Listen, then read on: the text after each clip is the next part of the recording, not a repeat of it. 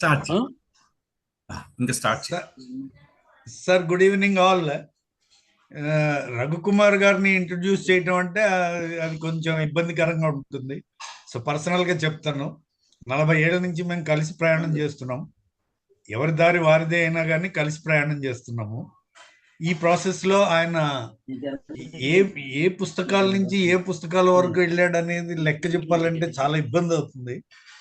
నిన్న ఏదో ఈ దురంధర్ సినిమాలు అవి చూసినప్పుడు గుర్తొచ్చింది, Madhubabu shadow cinema, shadow detective novel ఉండేవి. అక్కడి నుంచి మొదలుపెట్టి లేటెస్ట్ ఫిలసాఫికల్ మ్యాగ్నమ్ ఓపస్ల వరకు మొత్తం ఆయన రూమ్ లో చూశాను. ఆయన చదువుతుంటే చూశాను నేను, ప్రత్యక్ష సాక్ష్యం. సో అందుకని ఆయన్ని నేను ఇంట్రడ్యూస్ చేయాలంటే ఇవి తెలియటం తప్ప ఇంకోటి తెలియదు నాకు. ఆయన ఇంటలెక్ట్ అంత ఎక్కువ.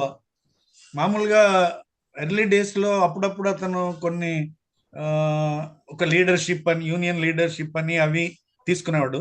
ఇంకొక చోట కొన్ని చోట్ల లెక్చర్స్ ఇవ్వటం మీద చేసేవాడు. అప్పుడు నేను చాలా ప్రాక్టికల్ గా చెప్పేవాడిని, no no no no, this is not your canvas is too large, these are too small అని ఒక 30 ఏళ్ల క్రితం చెప్తూ ఉండేవాడిని. So today I'm seeing him in a large canvas, though like a spot in a large canvas. I am seeing him there. It is very lucky that I have been with him for such a long time. I don't know what to say. I'm so lucky to be with him. I to talk about those things because I hear from him. That's the only thing. ఒక ఏదో అంటారు చూడండి, కాగితంలో మల్లెపూలు పట్టుకెళ్ళి తీసుకెళ్తే కాగితానికి కూడా కొంచెం వాసన వచ్చినట్టు నాకు వాసన వస్తుంది. అలాగే ఉంది. అటువంటి అతను ఈ ఇప్పుడు చెప్పే ఫిలాసఫర్ గురించి ఇంతకు ముందు అతను మాట్లాడటం నేను ఎప్పుడు వినలేదు. బట్ జర్మన్ ఫిలాసఫర్స్ అందరి గురించి, వరల్డ్ ఫిలాసఫర్స్ గురించి అతను మాట్లాడటం, డిస్కస్ చేయటం, అతని దగ్గర ఉన్న బుక్స్ నేను తీసుకుని నేను కూడా చదవటం అన్నీ జరిగాయి. So let us hear him. అంతకు మించి నేను చేయగలిగింది ఏం లేదు. Will hear him today.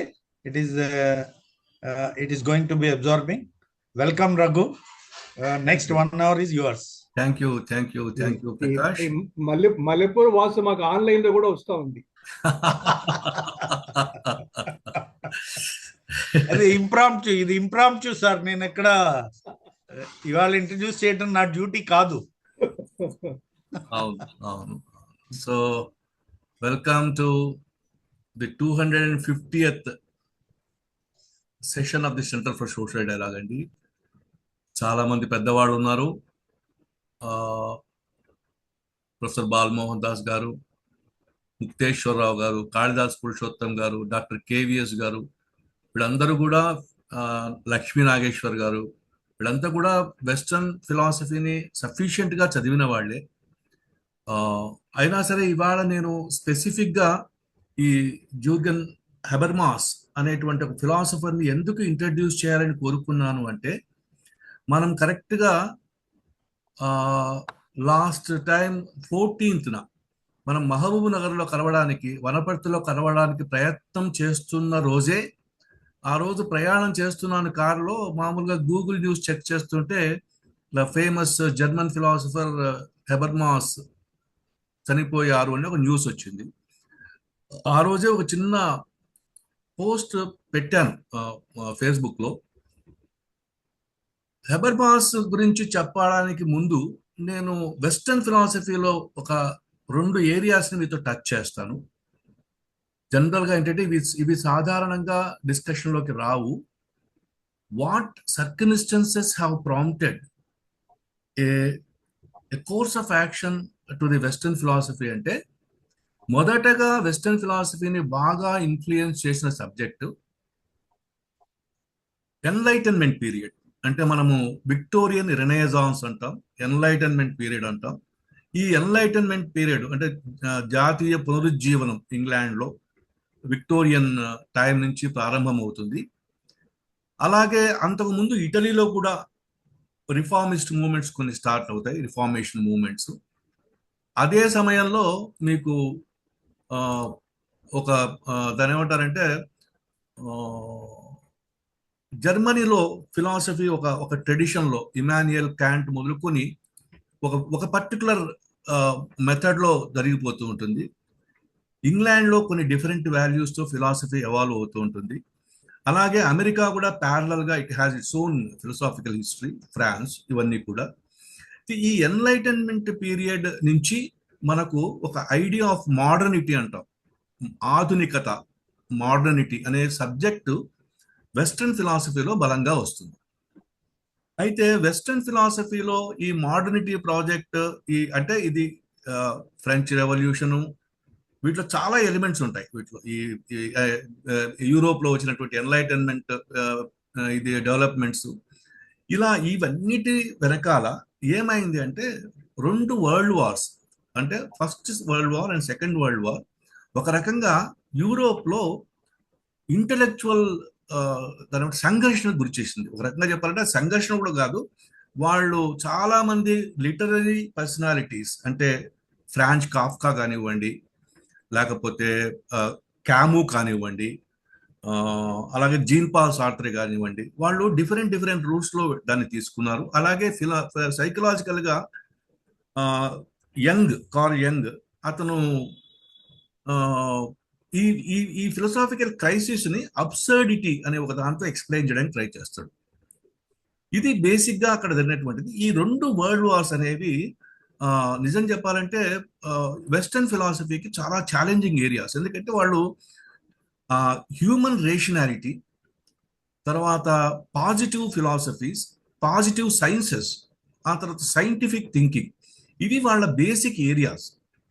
అయితే ఈ 2 వరల్డ్ వార్స్ అనేవి వాళ్ళలో పెద్ద సంచలనాన్ని తీసుకొచ్చేసి అసలు ఏంటి, what is that, where we have failed, ఎందుకు 2 వార్స్ మనం క్రియేట్ చేశాము అనేటువంటి ఒక సంక్షోభంలోకి వెళ్ళిపోతుంది వెస్టర్న్ ఫిలాసఫీ.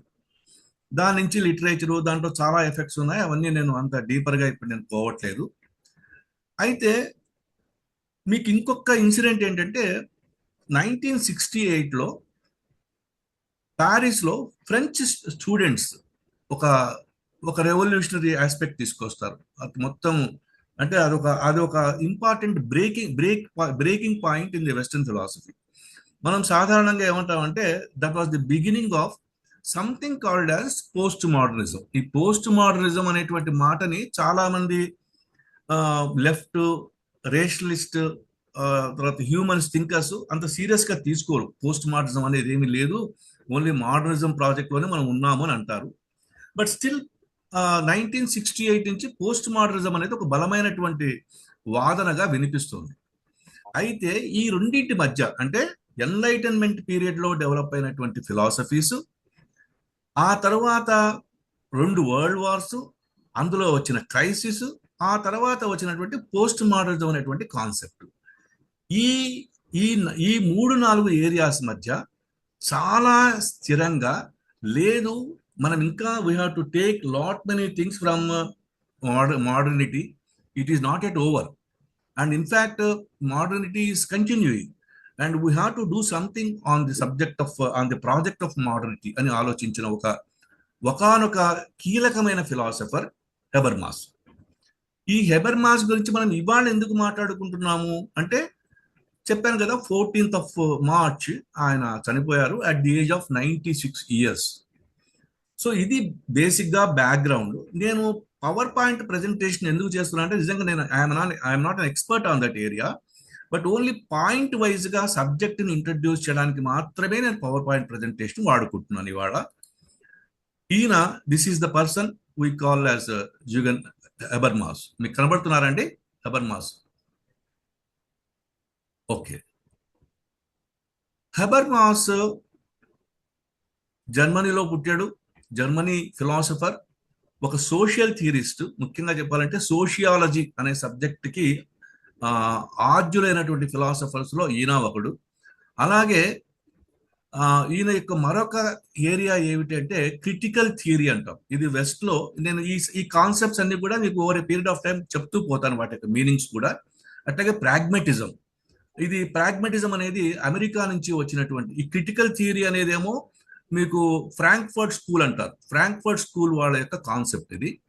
ప్రాగ్మెటిజం ఏమో అమెరికన్ కాన్సెప్ట్ ఇది. హెబర్మాస్ చేసినటువంటి ప్రత్యేకత ఏంటంటే, ఈ క్రిటికల్ థియరీని ప్రాగ్మెటిజంని ఒక లింక్ చేయడానికి ప్రయత్నం చేశాడు ఆయన. ఒక రకమైనటువంటి సింథసిస్ కోసం ట్రై చేశాడు ఆయన. అట్లాగే ఇక ఆయన బ్రీఫ్ వ్యవహారం ఏంటంటే he was a professor of Heidelberg university and Goethe university Frankfurt. తర్వాత he was also the director of Max Planck institute of Starnberg అని దానికి డైరెక్టర్గా కూడా పనిచేశారు.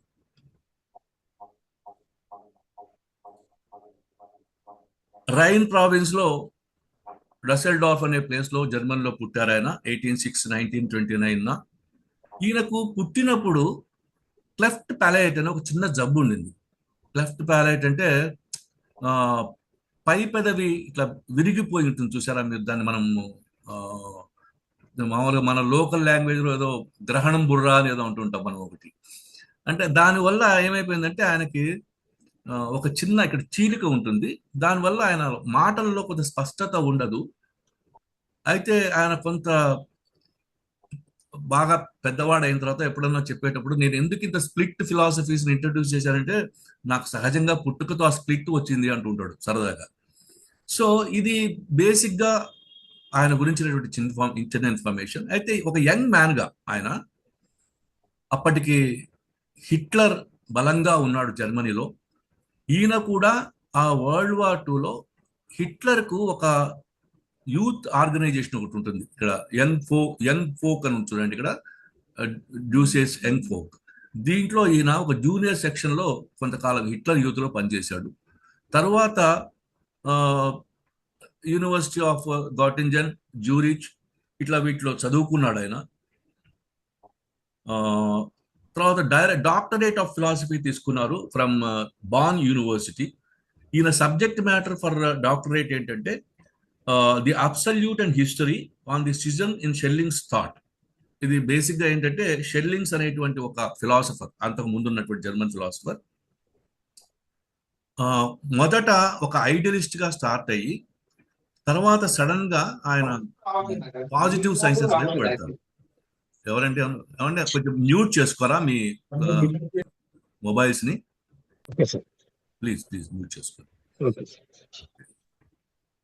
సో ఇక్కడి నుంచి ఆయన ఆ పర్టికులర్ సబ్జెక్ట్ లో పిహెచ్డి తీసుకున్నారు, డాక్టరేట్ తీసుకున్నారు.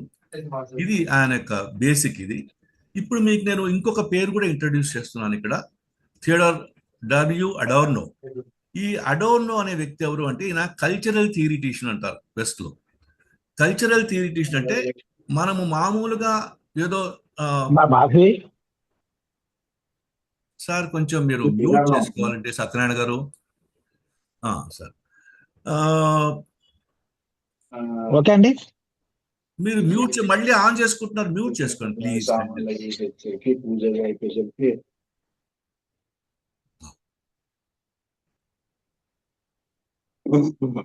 సో ఇక్కడ థియోడర్ అడోర్నో అనే అతను ఎవరు అంటే ఈయన కల్చరల్ థియరీ అనేటువంటి ఒక సబ్జెక్ట్ ని డెవలప్ చేసిన వ్యక్తి. అంటే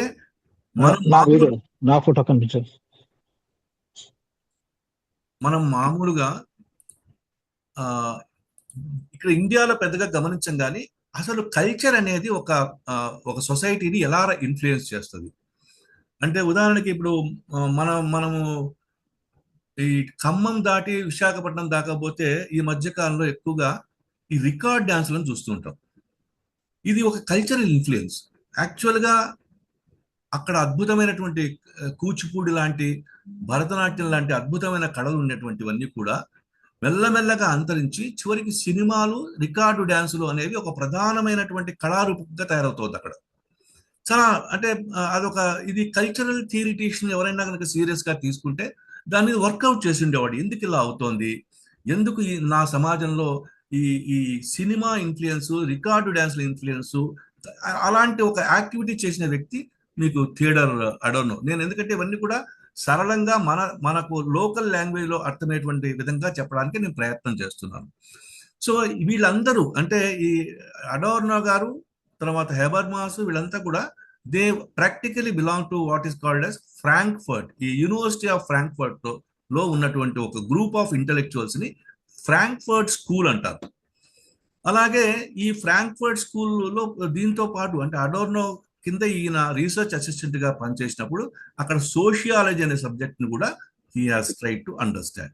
సో ఈ బేసిక్గా ఈ ఫ్రాంక్ఫర్ట్ స్కూల్ ఏమిటి, ఇవన్నీ కూడా నేను అంటే స్కూల్స్ అనేవి ఏమిటి అంటే, యూరోప్లో కనుక మనం ఫిలాసఫీని స్టడీ చేయాలి అంటే Cambridge school, Oxford school, Frankfurt school, school of Austrian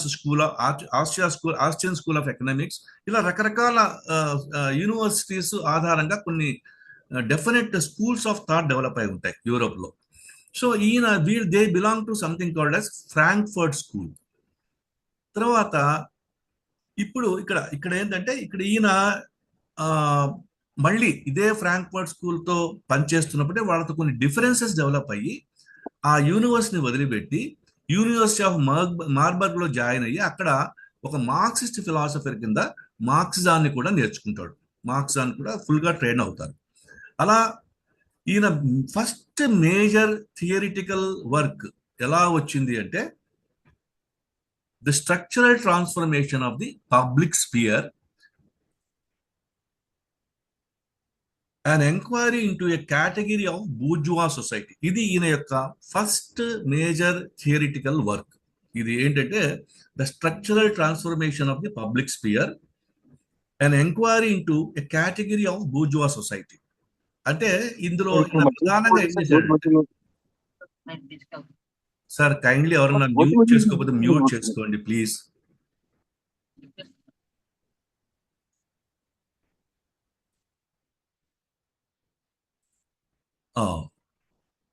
so ఈ పర్టికులర్ సబ్జెక్ట్ ఏమిటి అంటే ఇది పబ్లిక్ స్పియర్ అనేటువంటిది ఆయన యొక్క మేజర్ కాన్సెప్ట్స్ లో ఒక కాన్సెప్ట్ ఆయన ఇంట్రడ్యూస్ చేసింది. అంటే బూర్జువా సొసైటీస్ ప్రారంభమైన దశలో, అంటే క్యాపిటలిస్ట్ సొసైటీస్ ప్రారంభమైన దశలో, ముఖ్యంగా యూరోప్లో కానివ్వండి, అమెరికాలో కానివ్వండి, రకరకాల క్లబ్స్ ఉండేవి.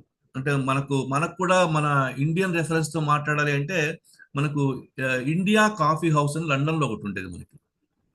దాని పేరు ఇండియా కాఫీ హౌస్. కానీ all intellectuals use to come and meet there. అంటే ఇటు గాంధీ కానివ్వండి, సావర్కర్ కానివ్వండి, ఎవరు మన ఈ రెవల్యూషనరీ యాక్టివిటీస్ చేసేవాళ్ళు, డిఫరెంట్ పాలిటిక్స్ ఫాలో అయ్యేవాళ్ళు, ఆ తర్వాత దాని ఏమంటారంటే ఫెబియన్ ఫిలాసఫర్స్ కొంతమంది, వాళ్ళంతా కూడా ఈ కాఫీ క్లబ్లో అంటే ఇండియా కాఫీ హౌస్లో కలిసేవాళ్ళు. రకరకాల చర్చలు జరిగేవి. ఇలా క్యాపిటలిస్ట్ సొసైటీస్ ప్రారంభ దశలో అనేక క్లబ్బులు, అనేక మీటింగ్ పాయింట్స్ ఉండి రకరకాల వాటి మీద చర్చ జరిగేది. దాన్ని అనుకోకుండా మనము మోడర్నిటీలో పోగొట్టుకున్నాము. వేరే ఇన్స్టిట్యూషన్స్ వచ్చి ఆ స్పేస్ని ఆక్యుపై చేసినాయి. అంటే సినిమా కానివ్వండి, లేకపోతే పెద్ద పెద్ద అంటే డిస్టింక్ట్ క్లబ్స్, ఇంకా అంటే ఒక్కొక్క ఫిలాసఫీకి సంబంధించిన క్లబ్స్ సపరేట్ అయిపోవడము, ఆ తర్వాత ఇంకా వేరే ఇంటర్నెట్లో లాంటివి వేరే వేరే పబ్లిక్ స్పేర్లో స్పేసెస్ రావడం వల్ల ప్రాక్టికల్గా ఈ ఓల్డ్ టైప్ ఆఫ్ క్లబ్స్, ఈ బూర్జువా సొసైటీ ప్రారంభంలో ఉన్నటువంటి క్లబ్స్ ఇప్పుడు మన దగ్గర లేవు. కాబట్టి వీటిని మళ్ళీ కొంత రివైవ్ చేయాలి. అంటే ఇలాంటి పబ్లిక్ స్పేస్ ని మళ్ళీ మనము ఇంట్రడ్యూస్ చేయాలి అనేది ఆయన చెప్పినటువంటి ఈ ప్రధానమైన సూత్రీకరణ దీంట్లో. సో ఇది ఆయన మేజర్ వర్క్, బిగినింగ్ లో ఆయన చేసినటువంటి మేజర్ వర్క్. తర్వాత కాలంలో 1962లో ఎక్స్ట్రాడినరీ ప్రొఫెసర్, అంటే ప్రొఫెసర్ వితౌట్ చైర్ అనేటువంటిది ఫిలాసఫీలో ఒకటి ఇచ్చారు యూనివర్సిటీ ఆఫ్ హీడెల్బర్గ్ లో. తర్వాత మళ్ళీ ఇంతకు ముందు మనం అనుకున్నట్టుగా ఆయన ఫ్రాంక్ఫర్ట్ స్కూల్తో డీవియేట్ అయిపోయి కల్చరల్ థియరీ వైపు వచ్చి మళ్ళీ ఫ్రాంక్ఫర్ట్ స్కూల్కి అడోర్నో గారి యొక్క ఇన్ఫ్లుయెన్స్ వల్ల he goes again to Frankfurt school. అలాగే అడోర్నో గారు చనిపోయినప్పుడు 1969లో ఈయనకి ఆ సీటు, అంటే ఆ డైరెక్టర్షిప్ కూడా ఆఫర్ చేస్తారు. కానీ ఆయన తీసుకోకుండా ఇంకొక ప్రముఖ ఫిలాసఫర్ కోల్కవిస్కీ అంటే ఈయన పోలిష్ ఫిలాసఫరు. ఈయన వర్చువల్గా ఏంటంటే చాలా అద్భుతమైన ఒక గ్రేట్ మాన్యుమెంటల్ వర్క్ ఉంటుంది ఈయనది, ఈ కోల్కవిస్కీది. దాన్ని ఏమంటారంటే మెయిన్ కరెంట్స్ ఆఫ్ మార్క్సిజం అని 3 వాల్యూమ్స్ యొక్క పెద్ద లిటరీ వర్క్ ఉంటుంది, థియరిటికల్ వర్క్ ఉంటుంది. సో ఈ కోల్కవిస్కీకి ఈ సీట్ ఆఫర్ చేయాలని ప్రయత్నం చేస్తారు ఆయన, కానీ వాళ్ళు ఒప్పుకోరు. అందువల్ల మళ్ళీ ఇంకొకసారి ఈ ఫ్రాంక్ఫర్ట్ స్కూల్తో డీవియేట్ అవుతారు ఆయన. వెళ్ళి మళ్ళీ Max Planck institute for the study of scientific and technical world అని దాంట్లో జాయిన్ అవుతారు. ఈ ఫ్రాంక్ఫర్ట్ స్కూల్తో మళ్ళీ బ్రేక్ అవుతారు. ఎందుకు అంటే క్రిటికల్ థియరీ అనే దాన్ని మీరు చాలా కంజెస్టెడ్ వ్యూలో చూస్తున్నారు. మీరు కోల్కవిస్కీని యాక్సెప్ట్ చేయలేదు అంటేనే మీరు థియరిటికల్ గా చాలా రిజిడ్ గా ఉన్నారని అర్థం అవుతుంది అనేటువంటి ఒక మేజర్ ఇది తీసుకుంటాడు ఆయన. తర్వాత ఇప్పుడు సెకండ్ మేజర్ వర్క్, ఆయన థియరిటికల్ గా చేసిన సెకండ్ మేజర్ వర్క్ ఏమిటి అంటే the theory of communicative action. అంటే మామూలుగా అనేక ఫిలాసఫీస్, అంటే మార్క్సిజం కానివ్వండి, క్యాపిటలిజం కానివ్వండి, ఇంకా రకరకాల సోషలిజం కానివ్వండి, వీటిలో ఏదో ఒక సిద్ధాంతకర్త చెప్పడము, జనాలు ఫాలో అయిపోవడము. ఎందుకు ఫాలో అవుతున్నాము కూడా తెలియదు చాలా మందికి. ఈయన ఏమంటాడంటే we have to develop a kind of communicative action. అంటే నిరంతరం డైలాగ్ జరుగుతూ ఉండాలి. అది ఎలాంటి డైలాగ్ జరుగుతూ ఉండాలి అంటే అసలు అన్ని రకాల స్థాయిల్లో అన్నిట్లో ఆ కమ్యూనికేటివ్ యాక్షన్, అంటే యాక్షన్ అనేది with it should be a communicative action అనేటువంటి కాన్సెప్ట్స్ ని ఆయన మేజర్ వర్క్ 1983లో ఆయన ఇచ్చినటువంటి తయారు చేసిన పుస్తకం అది ఒక మేజర్ వర్క్. ఇక ఆయనకి 1984లో foreign honorary member of the American academy of arts and sciences అనేటువంటి ఒక అవార్డు వస్తుంది. అలాగే 1983లో మళ్ళీ ఫ్రాంక్ఫర్ట్ స్కూల్కి వస్తాడు. 1986లో గాడ్ఫీల్డ్ విల్హెమ్ లీబ్నిజ్ ప్రైజ్ అనేది ఒక వాళ్ళ జర్మనీలో చాలా highest prize for social research. అలాగే ఇది మన 1986లో he was awarded Gottfried Wilhelm Leibniz prize. Then several positions కూడా హోల్డ్ చేశారన్న. Theodor Heuss philosophy professor of new school New York కూడా ఆయన కొంతకాలం వర్క్ చేశారు. సో ఇది బేసిక్ గా ఆయన గురించి చెప్పినప్పుడు, ఇప్పుడు నేను ఆయన యొక్క కాన్సెప్ట్స్ ని వాటిని కొన్ని మీకు ఇంట్రడ్యూస్ చేయబోతున్నాను. ఇవన్నీ కూడా ఆయనకు వచ్చిన awards, prince of Austria award, Kyoto laureate award, ఇంకా రకరకాల అవార్డులు. సో ఇప్పుడు బేసిక్ గా నేను I'm touching upon the ideas of his philosophy. అంటే జర్మన్ ఫిలాసఫీలో సోషల్ థియరిటీషియన్స్ లో అత్యంత ఇంపార్టెంట్ అనేటువంటి వ్యక్తి హెబర్మాస్. తర్వాత ఇతని క్రిటికల్ థియరీ అనేటువంటిది వీళ్ళ గ్రూప్ పేరు. ఈ క్రిటికల్ థియరీ అనేది ఏమిటి నేను అక్కడ మీకు చూపించాను, నేను కూడా చదివి వినిపిస్తాను మీకు. Critical theory is an interdisciplinary approach to social philosophy that analyzes and challenges the power structures, aiming to liberate human beings from oppression and to transform the society.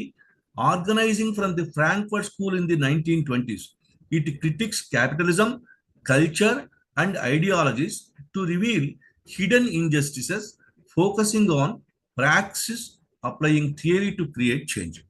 Basic గా ఏంటంటే ఇంటర్ డిసిప్లినరీ ఒక్క subject ద్వారా philosophy complete గా ఉండదు. So you have to approach towards philosophy అంటే అనేక inter disciplinary philosophies కూడా మనం కన్సిడరేషన్ లోకి తీసుకోవాలి. అలాగే పైకి కనబడినటువంటి ఇంజస్టిసెస్ కొన్ని ఉంటాయి. ఆ పైకి కనబడిన ఇంజస్టిసెస్ కూడా మనం ఎక్స్ప్లోర్ చేయగలగాలి. అలా మాత్రమే మనం క్యాపిటలిజాన్ని క్రిటిసైజ్ చేయగలము. అలాగే క్యాపిటలిజాన్ని క్రిటిసైజ్ చేసేప్పుడు దాని కల్చర్ని కూడా క్రిటిసైజ్ చేయాలి. ఫర్ ఎగ్జాంపుల్, ఇవాళ మనకు భారతదేశంలో అన్ని రకాల కళలని సినిమా అనే ఒక కల్చర్ మింగేసింది. అంటే ఇప్పుడు సినిమా అనేది ఎంత పవర్ఫుల్ కల్చరల్ టూల్ అయిపోయింది అంటే మిగతా ఆర్ట్ ఫామ్స్ అయినటువంటి డాన్స్ కానివ్వండి, మ్యూజిక్ కానివ్వండి, మిగతా పెయింటింగ్ కానివ్వండి, ఇలా అనేక ఇతర కళలన్నీ కూడా, శిల్పకళ, ఇవన్నీ కూడా బ్యాక్వర్డ్కి వెళ్ళిపోయాయి. ఇవాళ కళాత్మక సృష్టి అనగానే మనకు ప్రజలకు ఏం కనబడుతుందంటే సినిమా ఒక్కటే కనబడుతుంది. సో ఇలాంటి ఏరియాస్ని ఈ కల్చరల్ థియరీ అనేది వాళ్ళు క్రిటిక్ చేస్తారు. తర్వాత వీళ్ళ ఐడియాస్లో ఇంకో ప్రధానమైన ఐడియా ఏమిటంటే ప్రాగ్మెటిజం అంటే ప్రాగ్మెటిక్ గా ఏమి చేయగలం, a philosophical approach and a practical mind set that evaluates ideas, theories and policies based on their practical consequences, utility, and success in real-world application. It prioritizes what works over abstract theory, focusing on actionable, result-oriented solutions to the problems. అంటే ఇది ఏం చేస్తుంది, pragmatism అనేది basic గా American school of thought నుంచి వచ్చింది. మనకు John Dewey అనేటువంటి ఒక ఫిలాసఫర్, అమెరికన్ ఫిలాసఫర్ దీన్ని బాగా హయ్యర్ లెవెల్స్ కి తీసుకెళ్తారు దీన్ని. సో ఈ ప్రాగ్మాటిజం ఏం చేస్తుందంటే ఉన్న గివెన్ సర్కమ్స్టెన్సెస్ లో మనం ఏం చేయగలం, ఊరికి ఆబ్స్ట్రాక్ట్ థియరీస్ మాట్లాడుకోవడం కాదు, మనం ప్రాక్టికల్ గా సొసైటీలో చేంజ్ చేయడానికి ఎలాంటి రకాల మైండ్ సెట్స్ ని మనం ఉపయోగించుకోగలము. అలాగే ఆ, ఆ, ఒక పాలసీ యొక్క ప్రాక్టికల్ కాన్సిక్వెన్సెస్ ఏంటి. ఫర్ ఎగ్జాంపుల్ ఒక చిన్న దాని ఏమంటారంటే గవర్నమెంట్ ఆఫ్ ఆంధ్రప్రదేశ్ ఆరోగ్యశ్రీ పథకం అనేది ఇంట్రడ్యూస్ చేసింది అనుకోండి. ప్రాక్టికల్ గా ఆ పథకం ఎలాంటి రిజల్ట్స్ కి దారి తీస్తుంది అని ఎగ్జామిన్ చేయడం. అంటే ఊరికే ఆబ్స్ట్రాక్ట్ గా సోషలిజము, కమ్యూనిజము, అది క్యాపిటలిజం అంటూ థియరీస్ చెప్పడం కాకుండా సమాజంలో జరుగుతున్న ప్రతి విషయాన్ని దాని కాన్సిక్వెన్సెస్ ఏమిటి, యూటిలిటీ ఏమిటి, ఈ రియల్ వరల్డ్ అప్లికేషన్ లో అది ఎలాంటి సక్సెస్ ను పొందగలదు, ఇలాంటివన్నీ కూడా ఎగ్జామిన్ చేసేటువంటి ఆలోచనని మనం ప్రాగ్మటిజం అంటాం. అలాగే ఇప్పుడు ఈయన దాంట్లో ప్రధానమైన ఐడియా ఈయన తీసుకొచ్చింది కమ్యూనికేటివ్ రేషనాలిటీ. కమ్యూనికేటివ్ రేషనాలిటీ అంటే it is the capacity for individuals to achieve mutual understanding and consensus through open, honest and reasoned dialogue. మనం ప్రాక్టికల్ గా ఈ డైలాగ్ అనే కాన్సెప్ట్ ని వెస్ట్ లో, మనం ఇండియాలో మనకి సఫిషియెంట్ గా ఐడియా ఉంది దీని డైలాగ్ మీద. మనం కూడా మన ఆర్గనైజేషన్ పేరు సెంటర్ ఫర్ సోషల్ డైలాగ్ అంటాం. అయితే వాళ్ళు వెస్ట్ లో ఈ ఈ ఇంటెలెక్చువల్ ఏమంటారంటే డీవియేషన్స్ ను దృష్టిలో పెట్టుకొని ఈ కమ్యూనికేటివ్ రేషనాలిటీ అంటే it is the capacity for individuals to achieve mutual understanding and consensus through open, honest and reasoned dialogue. It emphasises cooperative, non coercive interaction where participants challenge validity claims such as truth, sincerity, rightness to arrive at a reasoned and collective agreement. అంటే ఉదాహరణకి సత్యము అనగానే సత్యం అంటే ఏమిటి అనే ప్రశ్న వస్తుంది. So ఎవరికి వాళ్ళకి సత్యం అనేది ఒక అర్థం తీసుకున్నారు అనుకోండి, అప్పుడు సత్యానికి ఒక యూనివర్సల్ మీనింగ్ అనేది లేకుండా పోతుంది. అప్పుడు ఏం చేయాలి మనం అంటే అనేక రకాల సత్యాలను ప్రతిపాదించే వాళ్ళు ఒక చోట కూర్చొని దాని గురించి చర్చించుకోవాలి. ఆ చర్చలు ఎలా ఉండాలి అంటే అవి నాన్ కోయసివ్ గా ఉండాలి. తర్వాత అవి కోఆపరేటివ్ గా ఒకళ్ళకు కూడా సహాయం చేసుకునేలాగా ఉండాలి. అలాగే ఈ ఈ ఈ చర్చల్లో ఈ వ్యాలిడిటీ అంటే ఈ మన క్లెయిమ్స్ యొక్క వ్యాలిడిటీని చర్చించుకోవాలి. ఇది బేసిక్ గా ఇందులో ఉన్నటువంటి థియరీ. దీన్ని కమ్యూనికేటివ్ రేషనాలిటీ అంటారు. ఇక ఈ వీళ్ళ స్కూల్లో అంటే ఈ ఫ్రాంక్ఫర్ట్ స్కూల్లో కానివ్వండి, హెబర్మాస్ థియరీస్ లో కానివ్వండి, బేసిక్ ఐడియాస్ ఏమిటంటే క్రిటిక్ ఆఫ్ మాస్ కల్చర్. అంటే మాస్ కల్చర్ అనేది ఎలాంటి ప్రభావం చూపిస్తుంది సమాజం మీద, మనం అనుకోకుండానే మాస్ కల్చర్లోకి ఎందుకు ప్రజలు వెళ్ళిపోతారు అనేటువంటిది ఒక ప్రధానమైన ప్రశ్న. అంటే మీకు చిన్న మనకు లోకల్ గా అర్థం కావాలంటే మనం ఒక చిన్న ఒక భావన మీ ముందు ప్రవేశపెడతాను. 1980s, మిడ్ ఆఫ్ 1980s లో కనుక మీరు గమనిస్తే చాలా సినిమాలు అవి ఏం ప్రతిపాదించాయంటే గతంలో చాలా అద్భుతమైన పరిపాలన ఉండే. అంటే ఆ విలేజ్ హెడ్స్ అనేటువంటి రెడ్లు కానివ్వండి, లేకపోతే ఒక బ్రాహ్మణ్ కానివ్వండి, ఒక కమ్మాయిన్ కానివ్వండి, ఒక చౌదరి కానివ్వండి, ఇంకొకరు కానీ ఎవరైనా సరే, నాయుడు లేకపోతే ఇంకొకరు, చాలా అద్భుతమైనటువంటి జస్టిస్ చేస్తారు వాళ్ళు. అదే టైంలో ఇలాంటి సినిమాలు వరుసగా ఒకటి కాదు, 1, 2, 3, 10, 15 సినిమాలు వచ్చేసినాయి. వాటి సారాంశం అంతా ఏమిటి అంటే మీకు ఇప్పుడున్న జస్టిస్ సిస్టమ్ కంటే కూడా పాత జస్టిస్ సిస్టమ్ చాలా అద్భుతంగా ఉండే అనే ఒక భావన మీలో బలంగా ఇవి ఊరికే రావు, ఒక్కసారిగా రావు. అంటే అదే టైంలో మీరు కనుక 2 విషయాలు గమనిస్తే, అంటే 5th సెంట్రల్ పే కమిషన్ అని, అలాగే ఒక కమిషన్ రిపోర్ట్ ఉంటుంది. ఆ 5th central pay commission report లో కామన్ థియరీ ఏమిటంటే కింది స్థాయి ఎంప్లాయీస్ పని చేయరు. ఎప్పుడైనా సరే మీకు సమస్యలు ఉంటే హైయెస్ట్ అధికారి దగ్గరికి వెళ్ళండి, ఆయన పనిచేసి పెడతాడు. కింది స్థాయి అంటే కింది స్థాయి ఎంప్లాయీస్ ఇన్ఎఫిషియంట్, వాళ్ళు అవసరం లేదు సిస్టమ్కి అనే ఒక భావన. అదే టైంలో 2001లో వచ్చినటువంటి సెకండ్ లేబర్ కమిషన్ రిపోర్ట్ చూస్తే దాంట్లో కూడా అదే ప్రతిపాదన ఉంటుంది. ఏంటంటే కింది స్థాయి వర్కర్స్ పని చేయరు, వాళ్ళ వల్ల ఏ పని కాదు, కాబట్టి వీళ్ళంతా ఎక్కువసేపు డ్యూటీకి రాగానే ముందు టీ తాగడానికి వెళ్ళిపోతారు. ఇండియన్ వర్కర్స్ మీద, వర్కింగ్ క్లాస్ మీద ఉన్నటువంటి ఇవన్నీ సాధారణమైన కామెంట్స్. అంటే వీళ్ళు 9:30కి రిపోర్ట్ చేస్తారు, 11 o'clock టీకి వెళ్ళిపోతారు, 11 నుంచి 11:30 టీ దాగి మళ్ళీ 1:30కి వస్తారు, 1 o'clock 11:30 1:30 1 o'clock పని చేసి మళ్ళీ లంచ్కి వెళ్తారు. లంచ్ బ్రేక్ తర్వాత మళ్ళీ ఒక గంటన్నర పని చేసి మళ్ళీ టీకి వెళ్తారు. వీళ్ళు పని చెయ్యరు అనేటువంటి ఒక కాన్సెప్ట్ని ఇంట్రడ్యూస్ చేయడం అనేది 5th సెంట్రల్ పే కమిషన్ చేసింది, 2nd లేబర్ కమిషన్ చేసింది. అప్పుడే టీవీలో వస్తున్నటువంటి ఒక సీరియల్ ప్రియా టెండూల్కర్ షో అని నేను గమనించేవాడిని. రజనీ షో అనేవాళ్ళు దాన్ని, రజనీయో ఏదో పేరుతో వచ్చేది, నాకు సరిగ్గా గుర్తులేదు. దాంట్లో ప్రధానంగా ఏంటంటే అక్కడ కూడా కింది స్థాయి వర్కర్స్ పనిచేయరు. సో ఇవన్నీ కూడా ఏం చేస్తాయంటే కల్చరల్ గా ఒక ఐడియాని మీలో ఇంట్రడ్యూస్ చేస్తున్నాయి. కానీ మనకు సరైనటువంటి కల్చరల్ థియరిటీషియన్స్, కల్చరల్ క్రిటిక్స్ లేకపోవడం వల్ల అసలు ఇలాంటివన్నీ వచ్చినప్పుడు ఏం జరుగుతుంది సమాజంలో అనేటువంటి అని ఆలోచించగలిగేటువంటి అవకాశము ఈ దేశంలో. ఎందుకంటే ఇక్కడ ఫిలాసఫీ అనగానే ఒకవైపు వేదాంతము, ఆత్మ, జీవాత్మ, పరమాత్మ, వాటి యొక్క అద్వైతము లేదా ద్వైతము లేదా విశిష్టాద్వైతము. కానీ ప్రాక్టికల్ లైఫ్లో ఫిలాసఫీ అనేక రంగాల్లో పనిచేయాలి. ఆర్థిక శాస్త్రంలో పనిచేయాలి, సామాజిక శాస్త్రంలో పనిచేయాలి, చరిత్రలో పనిచేయాలి, కల్చర్లో పనిచేయాలి.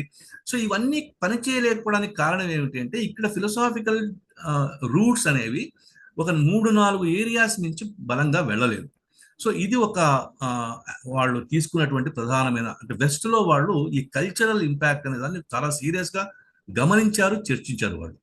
అలాగే ఇప్పుడు యాక్షన్ ఏం చేయాలి వీటి మీద మనం చదువుకున్న తర్వాత అంటే దానికి కొన్ని టైప్స్ ఆఫ్ యాక్షన్స్ రికమెండ్ చేస్తారు హెబర్మాస్ లాంటి వాళ్ళు. ఏంటంటే డిస్కోర్స్ ఎథిక్స్, అంటే ఎథిక్స్ అనేవి స్టాండర్డ్గా ఆబ్స్ట్రాక్ట్గా ఉండవు, మనము చర్చల ద్వారానే ఎథిక్స్ను తయారు చేసుకోవాలి. అంటే ఒక ఎథిక్ అనేది ఒకటి క్లియర్గా డిక్లేర్ చేసేసి ఇంక ఇదే ఎథిక్, దీన్ని మించిపోవడానికి వీలు లేదు అంటే సమాజం దాన్ని ఇబ్బందికరంగా ఫాలో అవ్వచ్చు లేదా వైలేట్ కూడా చేయొచ్చు. అలా కాకుండా సమాజంలో అనేక విలువలని చర్చకు పెట్టి ఏ విలువ ఎందుకు మంచిది అనేటువంటి దాన్ని విస్తృత ఛాయలో చర్చ చేయడం ద్వారా ఇది డిస్కోర్స్ ఎథిక్స్ అంటారు వీటిని. అలాగే ఈయన కాన్సెప్ట్స్లో ఇంకో ఇంపార్టెంట్ కాన్సెప్ట్ ఏమిటంటే లైవ్ వరల్డ్. అంటే మీరు ఏ పనన్నా చేయండి, ఫైనల్గా అది లైవ్లీ, అంటే జీవమున్న ప్రపంచంలో చేయాలి. జీవమున్న ప్రపంచంలో చేసేటువంటి యాక్టివిటీయే ప్రధానమైన యాక్టివిటీ. అంటే లైవ్ వరల్డ్లో మీరు పని చెయ్యాలి. ఎక్కడో యూనివర్సిటీస్లోనో లేకపోతే ఎక్కడో ఒక ఆబ్స్ట్రాక్ట్ ఏరియాస్లోనో కాదు.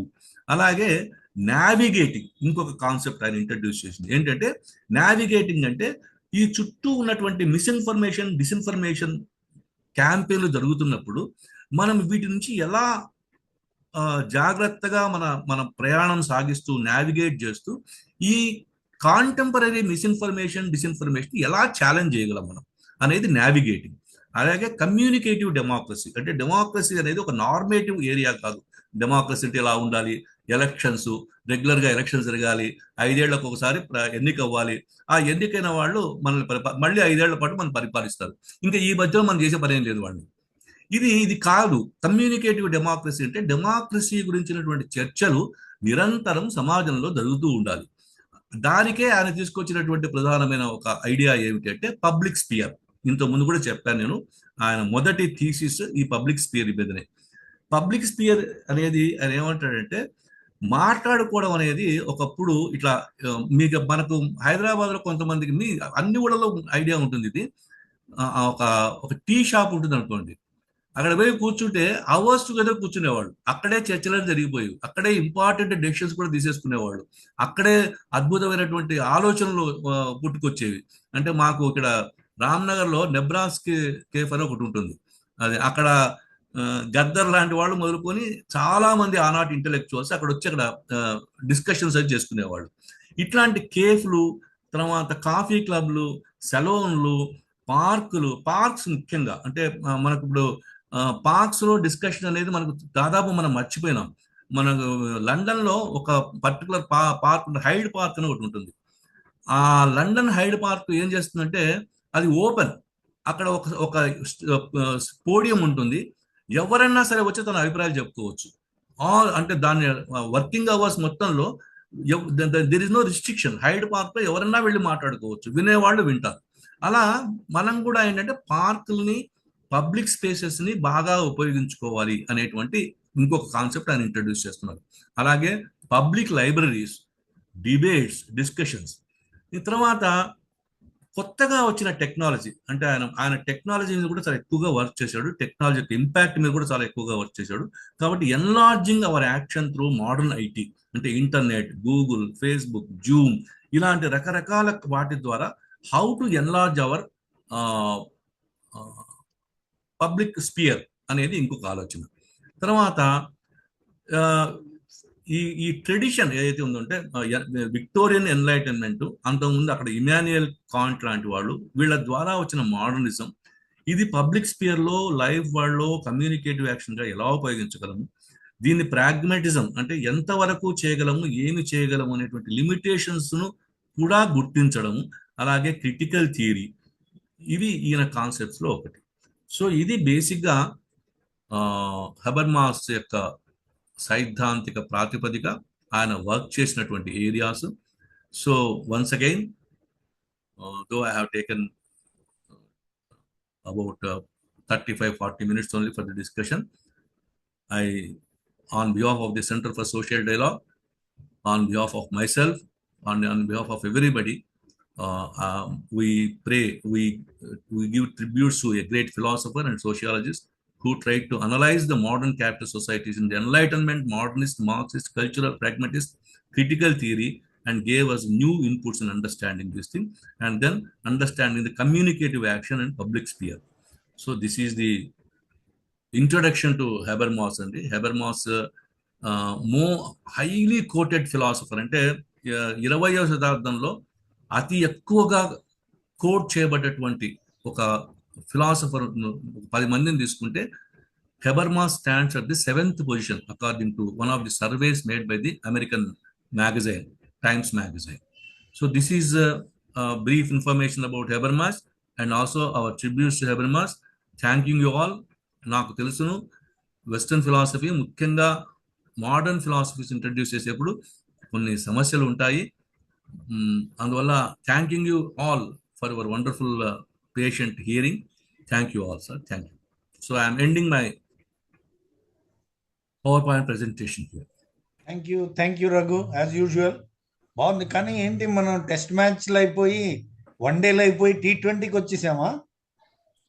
అంటే మరీ ఎక్కువైనా కానీ గంటే కదా, 1 అవర్గా, అదే 40 minutes తీసుకున్నావు అంతే. 40 కూడా ఇంకో 5 తీసేస్తే 35 minutes. ఇప్పుడు ఏమైనా స్పెసిఫిక్ ఏరియాస్ ఉంటే డిస్కస్ చేసుకుందాం. Okay, very nice. Thank you for enlightening us on another dosage of philosophy, latest, and it is good time to choose to talk about him. మామూలుగానే ఫిలాసఫీ అంటే కొంచెం మాలాంటి వాళ్ళకి అర్థం చేసుకోవడానికి కష్టంగా ఉంటుంది, కానీ చాలా ఈజీ చేయడానికి చాలా ప్రయత్నించావు. Absolutely very nice of you. తర్వాత సార్ ఇంట్రొడక్షన్ తక్కువ ఎందుకు ఇచ్చానంటే ఆయనకి ఎక్కువ టైం ఇద్దామని, ఆయన ఎక్కువ తీసుకోలేదు. తర్వాత ఇంట్రడ్యూస్ చేయాలంటే సరదాగా చెప్తున్నా, నాకు భయం ఉంది సార్. చిన్నప్పుడు సోషల్లో మార్కులు ఎలా రావాలి అని ఒక తపన ఉండేది, ఎందుకంటే సోషల్ ఎక్కువ చదివేవాళ్ళం కాదు, మార్కులు ఎట్లా రావాలి అని. నాకు ఆ టైంలో గుర్తు, ఈ వ్యక్తుల మీద లెసన్స్ ఉండేవి చిన్న చిన్నవి. సర్దార్ వల్లభాయ్ పటేల్, పండిత్ గోవింద్ వల్లభ్ పంత్, ఆ తర్వాత రాధాకృష్ణన్, ఇలా ఉండేది. వీళ్ళందరికీ ఒక 3 వాక్యాలు నాకు బాగా అలవాటు. అవి రాస్తే 3 మార్కులు వచ్చేస్తాయండి. గొప్ప వక్త, వేదాంతి, ఆ లాస్ట్ది కొద్దిగా ఇబ్బందిగా ఉంటుంది, హృద్రోగంతో మరణించారు అని ఉంటుంది. ఈ 3 రాస్తే 3 మార్కులు వస్తాయండి. ఎవరినైనా ఇంట్రడ్యూస్ చేస్తే పొరపాటున అది అనేస్తానేమో అని భయం వేస్తుంది నాకు. సో మా రఘుకుమార్ మంచి వక్త, వేదాంతి, కలకాలం మంచి హృదయంతో ఇలాగే లెక్చర్స్ ఇస్తూ ఉంటాడని ఆశిస్తున్నాను. I welcome reactions from all of you. Thank you. ఎక్కడ చూడాలి చెయ్యి? Hand rising. నేనున్నానండి, నాకు చూడటం తెలియలేదు. ఓకే, మాట్లాడండి మేడం.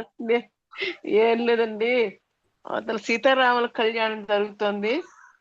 రఘుకుమార్ గారు ఏమో తొందరగానే ముగించేశారు. మరి ఆ శబ్దాలు ఈ శబ్దాలు క్లాష్ అయిపోతున్నాయి. కాబట్టి ముందు మాట్లాడేద్దాం. ముందు మాట్లాడేస్తుంటే కదా నా అలవాటు. చాలా ఇప్పుడు నాలాంటి వాళ్ళకి పెద్దగా అర్థమయ్యే లెక్చర్ కాదండి. కానీ కుమార్ గారు మరి కొంత మన ఇప్పుడు ఆ ప్రాస్పర్ ఇర్ఫర్ రాసినటువంటి ప్రపంచానికి ఈ ప్రపంచానికి చాలా తేడా ఉంది. ఇప్పుడు ఇంటర్నెట్ వరల్డ్ లోకి వచ్చేసాం మనము. We're in a more advance scientific age ఇది. ఆ పుస్తకాలు చదువుకోవడం, లైబ్రరీలు, పార్కులు, కాఫీ కేపుల స్థితి నుంచి మనం అరచేతిలో ఫోన్ పట్టుకొని అన్ని చూసుకుంటున్నాం. ఈ పరిస్థితుల్లో ఆయన యొక్క అప్లికేషన్, ఆ mutual communication, exchange of ideas, discussions, arriving at some conclusions, ఇవన్నీ ఎట్లా అప్లికబుల్ అవుతాయి? perhaps through platforms like CSDN ఇట్లాంటి విషయంలో కొంత క్లారిఫై చేస్తే బాగుంటుందని నేను భావిస్తున్నానండి. నాకు అంత పరిజ్ఞానం లేదు, లిమిటెడ్ పరిజ్ఞానంతో ఇది అడుగుతున్నాను. నమస్కారం. Thank you madam. రాధాశ్రీ గారు.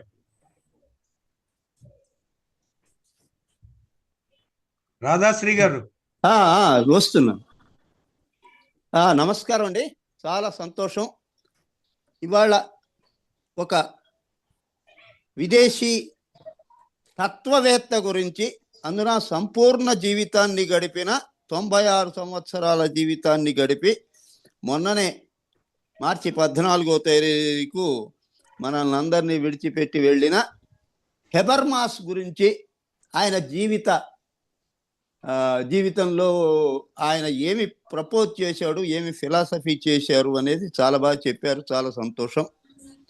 ఘనుడైన హెబర్మాసును మనలకు వివరించినట్టి మహనీయునిపై వనజాక్షుడు వెలయించుత ధన కనకాదులు సతతము ధర్మపథమునన్ ప్రముఖునిగ హెబర్మాసును విమలంబగు ధారతోడ వివరించుటచే అవలిన అవధానకులుని చెమరించిన కనులతోడ శ్రేష్ఠుండనెదన్ అవలీలగ తత్వమును వివరించగ న్యాయవాది ప్రీతికరముగన్ సవరించగ తన స్వరమును అవధానము రఘుకుమారును అభినందింతున్ క్రిటికల్ థీరీలో గల జటిలమ్మగు విషయములను సరళము చేయన్ వటువులకు కూడా తెలుపగా స్ఫుటముగ కృషి సలిపినట్టి ముదితునిదలతున్ పురజనుల వివేచనలను ధరలోపల పంచుకొనెడు దారి హెబర్మస్ వరణీయుండై చేగొన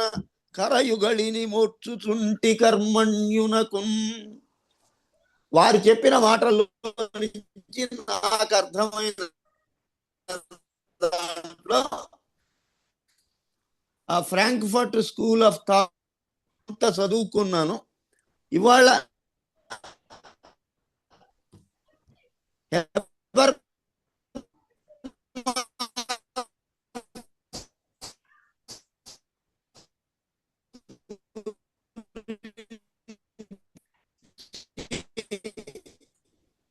వారు చాలా వివరించారు. అందుకే వారికి పద్య రూపంలోనే ప్రస్తుతిని తెలియజేస్తున్నాను. Santosh. Thank you sir. Thank you very much. Balamohan Das గారు, ప్రొఫెసర్ బాలమోహన్ దాస్ గారు. నాకు అన్మ్యూట్ అవ్వట్లేదండి. అయింది సార్, వినపడుతుంది. ఇవాళ world theatre. Yeah yeah yeah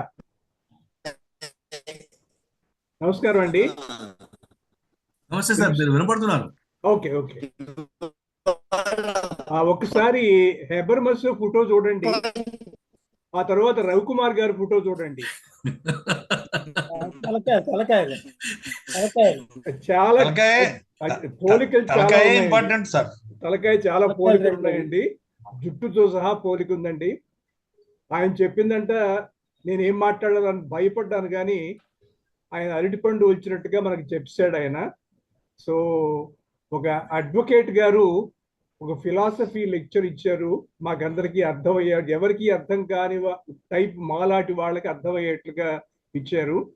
నాకైతే అర్థమైంది ఏంటంటే హెబర్మాస్ మన సెంటర్ ఫర్ సోషల్ డైలాగ్ స్థాపనకు ఆయనే కారణం అనుకుంటున్నానండి. ఎందుకంటే రవికుమార్ గారు ఆయన్ని దృష్టిలో పెట్టుకొని ఈ సెంటర్ ఫర్ సోషల్ డైలాగు అని పెట్టారేమో అని నా అనుమానంగా ఉంది. అది ఆ విషయం ఆయన చెప్పలేదు, కానీ నాకైతే అనిపించింది. మిగతా వాళ్ళు ఏమవుతున్నారో తెలియదు. ఆ తర్వాత మరి ఈరోజు శ్రీరామనవమి కూడా జరుగుతుంది. లక్ష్మీ నాగేశ్వర గారు ఆ విషయం కూడా చెప్పారు. శ్రీరామనవమి రోజు ఎవరు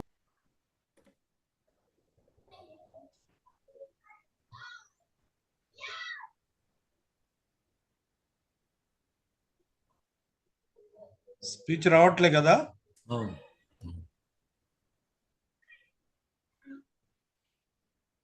రావడం లేదండి. అవును అవును. పోయింది. సో మురళీధర్ గారు ప్రసాద్ గారు హ్యాండ్ రైజ్ చేస్తారు. కనపడలే నాకు. Hand raise Prasad sir. Raghukumar గారు చాలా చాలా సంతోషం. మంచి ఫిలాసఫర్ని మాకు ఇంట్రడ్యూస్ చేశారు. యాక్చువల్గా నాకు ఆయన గురించి పెద్దగా తెలియదు. ఈ నవీన కాలంలో ఉన్నటువంటి వెస్టర్న్ ఫిలాసఫికల్ థియరీస్లో ఇంకా నేను అప్డేట్ కావాల్సింది ఉంది. ఆ విధంగా ఈ యొక్క లెక్చర్ నాకు మార్గదర్శనం చేస్తుందని అనుకుంటున్నాను. ముఖ్యంగా హెబర్మాస్ గారి వ్యూస్ ఏవైతే ఉన్నాయో, డెమోక్రసీ అనేది యాక్టివ్ అండ్ లైవ్ డెమోక్రసీ అయి ఉండాలి అనేది ఒకటి. తర్వాత ఫిలాసఫీస్ ఏవైతే ఉన్నాయో అవి కాలం చెల్లినవి కాకుండా కరెంట్లీ అప్లికబుల్గా ఉండాలి అనేది మంచి థాట్ ప్రాసెస్ నాకు నచ్చింది. తర్వాత ఇప్పుడు ఏ విధంగా అయితే సినిమాలు ఆర్ట్ ఫామ్స్ అన్నిటినీ కూడా అబ్జర్వ్ చేసుకోవడం కానీ లేదా అనగదొక్కడం కానీ చేస్తున్నాయో, అదేవిధంగా ఇప్పుడు ఈ సోషల్ మీడియా ఏదైతే ఉన్నదో అది ఈ యొక్క డెమోక్రటిక్ డిస్కషన్స్ని మొత్తాన్ని తీసేసుకున్నట్టుగా కనిపిస్తోంది. ఈ పొలిటికల్ పార్టీస్ ఏవైతే ఉన్నాయో అవి సోషల్ మీడియాని రివర్స్ పబ్లిక్ ఒపీనియన్ క్రియేట్ చేస్తుంది. అంటే పీపుల్ ఏమనుకుంటున్నారో తెలియదు, కానీ వాళ్ళే సోషల్ మీడియా హ్యాండిల్స్ పెట్టేసుకుని, వాళ్ళే ఒక 100 మంది వర్కర్స్ని పెట్టేసుకుని వాళ్ళు ప్రజలకి ఎట్లా థింక్ చేయాలో నేర్పిస్తున్నారు. అంటే వాళ్ళ అభిప్రాయాలని పబ్లిక్ ఒపీనియన్ లాగా కనిపించేటట్టుగా చూపిస్తున్నారు. ఈ యొక్క పరిస్థితుల్లో ఇట్లాంటి అంటే ఇండిపెండెంట్ ఇంటలెక్చువల్స్ థాట్ లీడర్స్గా ఉండడం అనేది దాదాపు మృగ్యమైపోయినటువంటి పరిస్థితి ఏర్పడతాం. తర్వాత మన యూనివర్సిటీస్లో ఏవైతే ఫిలాసఫీ డిపార్ట్మెంట్స్ ఉన్నాయో అవి ఎక్కడా కూడా థాట్ లీడర్షిప్ ఇస్తున్నట్టుగా కనపడట్లా. ఏమో, if I'm wrong I should be corrected. ఎందుకంటే కొంచెం తీవ్రమైనటువంటి కామెంట్ చేస్తున్నాను నేను. ఏంటి ఏదైతే ఫిలాసఫీ డిపార్ట్మెంట్స్ ఉన్నాయో అవి పెద్దగా థాట్ లీడర్షిప్ ఇస్తున్నట్టు కనపడట్లేదు. ఒకప్పుడు degree college lecturers, philosophy lecturers, political science lecturers మనకి పబ్లిక్గా వాళ్ళ యొక్క థాట్ని థాట్ లీడర్షిప్ని మనకి సమాజంలో వినిపిస్తూ ఉండేవాళ్ళు. అది కూడా ఈ మధ్య కనపడడం మానేసింది. అయితే real independent thought dialogue process అనేది చాలా అవసరం. ఈ విషయంలో రఘుకుమార్ లాంటి థాట్ లీడర్షిప్ ఈ యొక్క ఫోరం నడపటం ద్వారా ఏదైతే చేస్తున్నారో అది మనం చాలా అప్రిషియేట్ చేయవలసింది. ఇటువంటి ఫోరమ్స్ మనకి రియల్గా ఉండాలని అనిపిస్తుంది. I think I have taken much time. Thank you sir. Thank you sir. Thank you very much for your kind words. No hands, కొంతమందిని పిలిస్తేనే better. Muralidhar garu. Sir good evening sir. Doctor KVS garu కూడా hand raise చేశారు. తర్వాత next పిలువు మళ్ళీ మర్చిపో. Okay, ఇప్పుడు కనపడింది. ఓకే, ఇప్పుడు నేను మాట్లాడచ్చు అనుకుంటా. మాట్లాడేయండి. Okay sir, thank you. అదే ఫిలాసఫీ గురించి ప్రాబబ్లీ మన గ్రూప్ లో రవికుమార్ గారు ఈజ్ ద రైట్ పర్సన్. ఈయన గురించి పేరు విన్నాను కానీ నేను ఇన్ డెప్త్ అండర్స్టాండింగ్ అవి అయితే నాకేమీ లేవు. కాకపోతే రవికుమార్ గారు చెప్తున్నప్పుడు నాకు అనిపించినటువంటిది ఏమనంటే, ఇప్పుడు ఫిలాసఫర్స్, ఇప్పుడు మన గాంధీ ఫిలాసఫర్ కిందికి వస్తాడా రాడా? కార్ల్ మార్క్స్ అన్డౌటెడ్లీ ఇది మార్క్సియన్ ఫిలాసఫీ, మార్క్సిజం అని పెట్టుకున్నాడు కాబట్టి ఇంకా అది ఫిలాసఫీ అనేది మొత్తం మీద డైలెక్టికల్ మెటీరియలిజము అదొక స్ట్రీమ్ లో మనం చదువుకున్నాము. దానికి సంబంధించినటువంటి కొంత క్లారిటీ, ఎందుకంటే నేను మోడర్న్ పీపుల్ గురించి మాత్రమే మాట్లాడుతున్నా. గాంధీ కూడా మన మోడర్న్ ఎరా కిందకే వస్తాడు కాబట్టి అంటే అసలు ఫిలాసఫర్ అని అనడానికి క్రైటీరియా ఏంటి, ఎవరిని మనము ఫిలాసఫర్స్ అనేది అనొచ్చు? రామకృష్ణ పరమహంస ఫిలాసఫరా? వివేకానందుడు ఫిలాసఫరా? ఇప్పుడు అరిస్టాటిల్ ఫిలాసఫర్ నాకు తెలుసు ఆ సంగతి, ప్లాటో ఫిలాసఫరు నాకు తెలుసు ఆ సంగతి. దాని తర్వాత జర్మన్ లో ఉన్నటువంటి నీషే గాని లేదా ఇట్లాంటి వాళ్ళ పేర్లు ఇవన్నీ కూడా ఎస్టాబ్లిష్డ్ ఫిలాసఫర్స్ కింద ఉన్నారు కాబట్టి ఇది ఒకటి. అయితే గ్రామ్సీ తమాషగా ఒక మాట అన్నాడు, ఎవ్రీవన్ ఇది ఫిలాసఫర్ అనేసి అన్నాడు. ప్రతి ఒక్కరు కూడా ఫిలాసఫరే అని చెప్పేసి అతను టోటల్ గా దాన్ని మొత్తము జనరలైజ్ చేసేసినాడు. కాకపోతే మార్క్సియన్ ఫిలాసఫీకి సంబంధించినటువంటి ప్రాపర్ కరెక్షన్స్ గ్రామ్సీ చేసినట్టు నాకు అనిపించింది, ఈ సొసైటీ గురించి కానీ కల్చర్ గురించి కానీ ఇట్లాంటి అనేక అంశాల గురించి. అదే కోవ కిందికే ఈ జూగర్ హెబర్మన్ వస్తాడా, లేదా ఈయనదేమైనా వీళ్ళకిద్దరికీ ఉన్నటువంటి తేడాలేంటి, ఇలాంటి కొన్ని అంశాల గురించి ఏమన్నా కూడా రవికుమార్ గారే చెప్పగలిగితే బాగుంటుంది.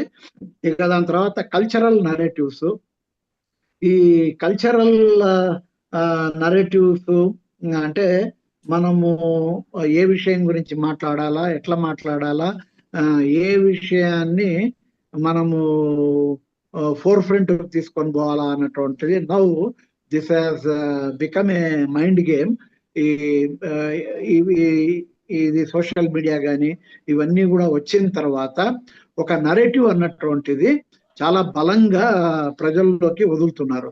ఆ నెరేటివ్ ఫాల్స్, దాని తర్వాత ట్రూ అన్నటువంటిది తెలుసుకునే లోపలే అది చాలా దూరం అన్నటువంటిది ప్రయాణం చేస్తుంది.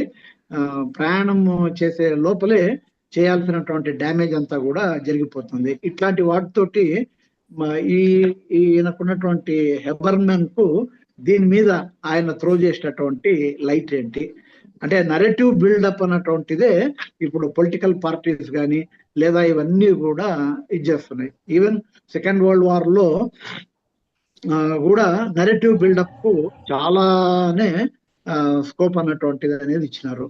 ఇక దాని తర్వాత హెచ్జి వెల్స్ చెప్పినటువంటి ఒక కోటు నాకైతే నచ్చింది. Philosophers they think their philosophy, sages live their wisdom. Philosophers వాళ్ళు వాళ్ళ ఫిలాసఫీని అడ్వకేట్ చేస్తారు, ఆలోచన చేస్తారు, కానీ సేజెస్ అన్నటువంటి వాళ్ళు దే లివ్ దేర్ విజ్డమ్. వాళ్ళ అది లైఫ్ లోనే అది రిఫ్లెక్ట్ అవుతూ ఉంటుంది. ఇట్లాంటి విషయాలు ఇంకా కొంత ఇప్పుడున్నటువంటి ఈ లైట్ లో మనకు ఈయన హూబర్మన్ ఏ రకంగా ఉపయోగపడతాడు. ఇప్పుడు మొత్తము డిస్టార్టెడ్ వర్షన్స్ వస్తున్నాయి, మిస్ఇన్ఫర్మేషన్ వస్తుంది, డిస్ఇన్ఫర్మేషన్ వస్తుంది, సూడో సైన్స్ అన్నటువంటిది ప్రాపగేట్ అన్నటువంటిది అవుతుంది. ఈ రకమైన డైలాగు, డిస్కోర్సు, ఇవన్నీ వీటన్నిటిని కూడా ఈయన లైట్ లో ఈయనను మనం ఏమన్నా ప్రాపర్ గా ఉపయోగించుకోవడానికి ఈయన సమాజానికి ఏమన్నా ఉపయోగపడతాడా ఈయన ఫిలాసఫీ అనేది. Thank you sir, thank you very much. Thank you Muralidhar garu. Doctor KVS గారు. నమస్కారం సార్. మురళీధర్ గారు చెప్పారు కదా సేజెస్ లివ్ దేర్ లైఫ్. అది భారతీయ తత్వవేత్త, భారతీయ సాంప్రదాయంలో ఆధ్యాత్మికతలో ఇవన్నీ అంగాలండి. వేదం, వేదాంతం, తర్కం, మీమాంస, వ్యాకరణం. వెస్టర్న్ సైజ్ వెళ్ళేటప్పటికి మీకు అప్పుడు ఫిలాసఫీ అని సెపరేట్గా చూస్తాం. అసలు ఫిలాసఫీలో చెప్పాలంటే మనకి ఫిలాసఫీలో త్రయో ఉండేది. 1769 యూరోప్లో, మన ఫ్రాన్స్లో వాల్టేర్, రూసో, మాంటెస్కో. 3 ఫిలాసఫీలు తీసుకున్నట్టయితే వాల్టేర్ ఫిలాసఫీ ఒకటి, రూసో సోషల్ కాంట్రాస్ట్. ఆ సోషల్ కాంట్రాస్ట్ పబ్లిక్ గురించి, సొసైటీ గురించి మాట్లాడాడు ఆయన. మాంటెస్కో పొలిటికల్ ఫిలాసఫీ. వీళ్ళ ఫిలాసఫీ ఎంత గట్టిగా ఉందంటే టెన్నిస్ కోర్ట్ పోత్ మెరాబో తీసుకోవడానికి ఫిలాసఫీ కారణం. Philosophers they instigate, they make the people to think a lot, and we cannot separate philosophy for human life. మాకు అప్పగంతలు మల్లికార్జున ఎవరు జోకేసేవారు ఆయన, అయ్యో జేబులో డబ్బులు పోయినాయి ఒక పాట ఉంటుంది, పోతే అంటే మన అనుభవం అవ్వచ్చు అని. అంటే ప్రతి జీవితంలోనూ కూడా philosophy is nothing but A part of life. ఇప్పుడు మన రవికుమార్ గారు చెప్పిన దాంట్లో ఒకటి active philosophy is always active. అంటే ఆధ్యాత్మికత కోణంలో చూసి ఇండియన్ ఫిలాసఫీని ఏదో దూరంగా పెడతారు, కానీ without philosophy there is no life. నాకు ఒక్క విషయంలో మాత్రం రవికుమార్ గారు నేను మా బాలమోదాస్ మాస్టర్ హైజాక్ చేస్తారు నా ఐడియాని, ఈ ఇద్దరు తలకాయలు ఒకలాగా ఉన్నాయని చెప్దామని అనుకున్నాను, మాస్టర్ తీసేసుకున్నారు. సార్ మా రవికుమార్ గారు, వీరి ఫిలాసఫీ నేను చెప్పిన ట్రయో ఉన్నారు కదా, వాల్టేర్, మాంటెస్కో, రూసో, ఆ కాంటినెంటల్ పాలసీ యూరోపియన్, దానికి ఏమైనా చిన్న సంబంధం ఉందా? అది కొంచెం మీరు ఫైనల్గా చెప్పగలిగితే I will be thankful to you. And అద్భుతంగా చెప్పారు, చిన్న 30 నిమిషాల్లో. అంటే చెప్తారు కదా, little things live a long life అని. చాలా బాగా చెప్పారు 30 నిమిషాల్లో. చాలా హ్యాపీగా ఉంది. మా అందరికీ కూడా నోరిప్పే అవకాశం కలిగించినందుకు ధన్యవాదాలు. రామ్ గారు. Yeah, sir. I was about to go to a meeting, so అందుకని ఒకసారి మాట్లాడి వెళ్ళిపోదాం అన్న చిన్న ప్రయత్నం. ఓకే, ఫస్ట్ ఆఫ్ ఆల్ ఇవాళ 20+ ఆడియన్స్, ఐఎమ్ క్వైట్ హ్యాపీ. ఎందుకంటే చాలా మంది శబదాలు చేశారు, ఎవరు పోయిన వారం రాలేదు. So I'm seeing good crowd today, at least I'm happy for that. One, coming to the topic, యాక్చువల్గా ఈ నోబెల్ ప్రైజ్ కు సంబంధించిన ఎకనామిక్స్ కి సంబంధించిన నోబెల్ ప్రైజ్ ని నేను దాదాపు 97-98 నుంచి చాలా లిటరేచర్ కి రెండింటిని నేను కాన్స్టెంట్ గా ఫాలో అవుతుంటాను. What I found interesting thing in with nobel prize economics ఏంటంటే 2000 నుంచి 2026కి ఇచ్చిన వాటిల్లో ఎక్కువ శాతం నాన్ ఎకనామిస్టులకు ఇచ్చారు. అరే ఇదేంది, ఇది ఎకనామిస్టుల అవార్డులు ఎకనామిస్టులకు కదా రావాలి అన్న ఒక దానికి ఒక ఫినామినల్ చేంజ్ దొరికింది అక్కడ నాకు. That's cue on which I digged and understood. ఏంటంటే ఇప్పుడు ఆయన చెప్పారు మనకి ఎక్కడో ఈ ఇంటర్ డిసిప్లినరీ క్రిటికల్ థింకింగ్ అన్నది, ఇది మెయిన్ స్ట్రీమ్ లో ఉన్న వాళ్ళు చేయడం మానేశారు. ఒక రాజకీయ ఇంతమంది ఎవరో మనం ఎన్నుకున్నామో మన పని అయిపోయింది, 5 ఏళ్ల తర్వాత చూసుకుందామని ఆయన చెప్పినట్టు, నేను ఎకనామిస్ట్, నేను 30 ఏళ్ళు ఇదే ఉద్యోగం చేస్తాను, 4 పేపర్లు వేస్తాను, 2 బుక్కులు రాస్తాను, 40 స్పీచ్లు ఇస్తాను, 4 అవార్డులు తెచ్చుకుంటాను, నా కథ అయిపోయింది. So his contribution after he becoming an economist is becoming zero. మీరు ఏ ప్రొఫెషన్ అయినా తీసుకోవచ్చు ఇండియాలో, including sports. What we're trying to do is we more turning into a very low standard potential work చేసే లో స్టాండర్డ్ వర్క్ చేసే ఒక గొర్రెల మందగా తయారవుతున్నాం. అది రైటర్స్ కూడా అంతే. అంటే దట్స్ వాట్ నేను డిక్ చేసి చూసిన కొన్ని చాలా తక్కువ విషయాలు మాత్రమే. సో ఇలా ఇంటర్ డిసిప్లినరీ ఇవన్నీ జరగకపోవడానికి కారణము, there is a social point clue that Ravikumar just left with us. సాయంకాలం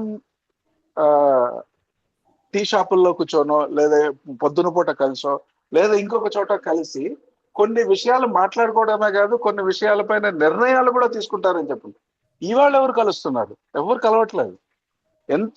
ఎంత ఇదైపోయారంటే, Hyderabad was once famous for congregations happening on in the tea shop tables. అలా జరిగేది. ఇవాళ చూడండి మీరు, you don't see that crowd, you don't see that. అంటే ఒక డైలాగ్ టోటల్ గా డిసపియర్ అయిపోయింది. అంటే కలవటమే లేనప్పుడు ఇంకా డైలాగ్ ఎక్కడి నుంచి వస్తుంది? రెండోది, నా experience last time when CSD went to Vizag, నేను ఒక పోయం రాశాను. అంటే ఏం లేదు, 2 మాటలే. హలో, యా, నేను వైజాగ్ వెళ్ళిన సిఎస్డి ఈవినింగ్ వైజాగ్ కు సాయంకాలం ఉంది అని ఒక పోయం రాశాను, తెలుగులోని రాశాను. అంటే నాకు దాదాపు అంటే somebody is contesting with me, I think. Not contesting, unmute చేసుకున్నారు వాళ్ళు, నో ప్రాబ్లం, మీరు కంటిన్యూ కండి. Okay, so what I found is that a small town guy like me, who after even my assistant professor job will at least spend 1 to 2 hours with my friends or with some kind of an community members, లేదంటే మా వీధిలో తెలిసిన వాళ్ళతో మాట్లాడే scope. It can be a cigarette, it can be a drink, it can be a tea, it can be some snack. వీటి మీద మాట్లాడుకునే ఒక అవకాశాన్ని నాకు తెలిసి నా జీవితంలో భూస్థాపితం అయిపోయింది. I don't have friends in Hyderabad. This is quite shameful on మీ.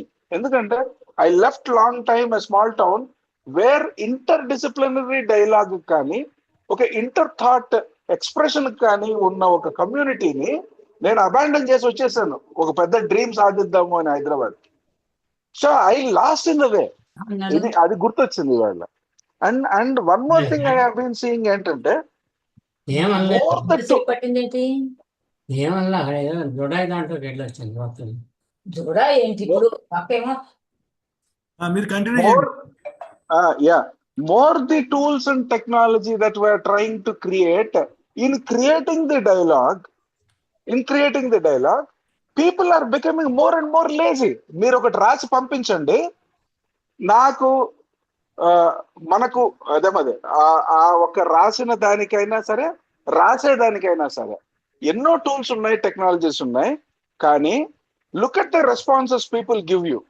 నేనే దాదాపు ఒక 15 గ్రూపుల్లో ఉన్నాను. whenever you send something, ఒక thumbnail వస్తుంది. అంటే the most easiest thing you can do. That shows how lazy you are. ఒకటి. రెండవది, మీరు టైప్ చేసి చెప్పాల్సిన అవసరం లేదు, మీరు వాయిస్ వాడుకొని కూడా మీరు రెస్పాన్స్ ఇవ్వచ్చు, అది కూడా ఇవ్వరు.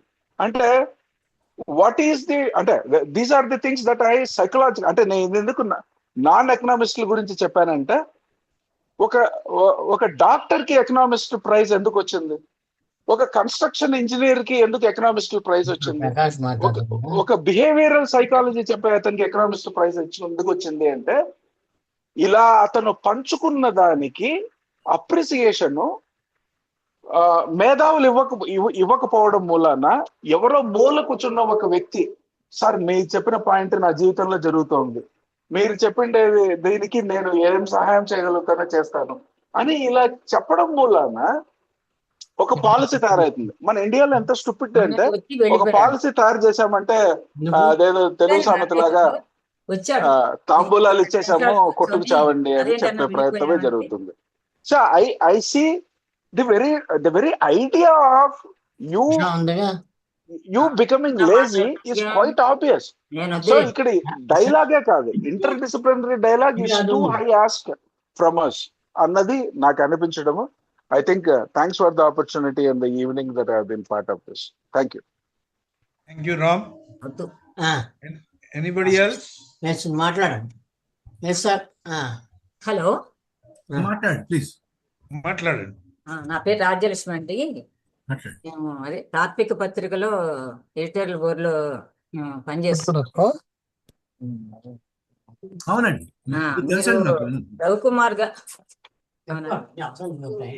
రవికుమార్ గారు బాగా మాట్లాడారు హెబర్ మాస్ గురించి.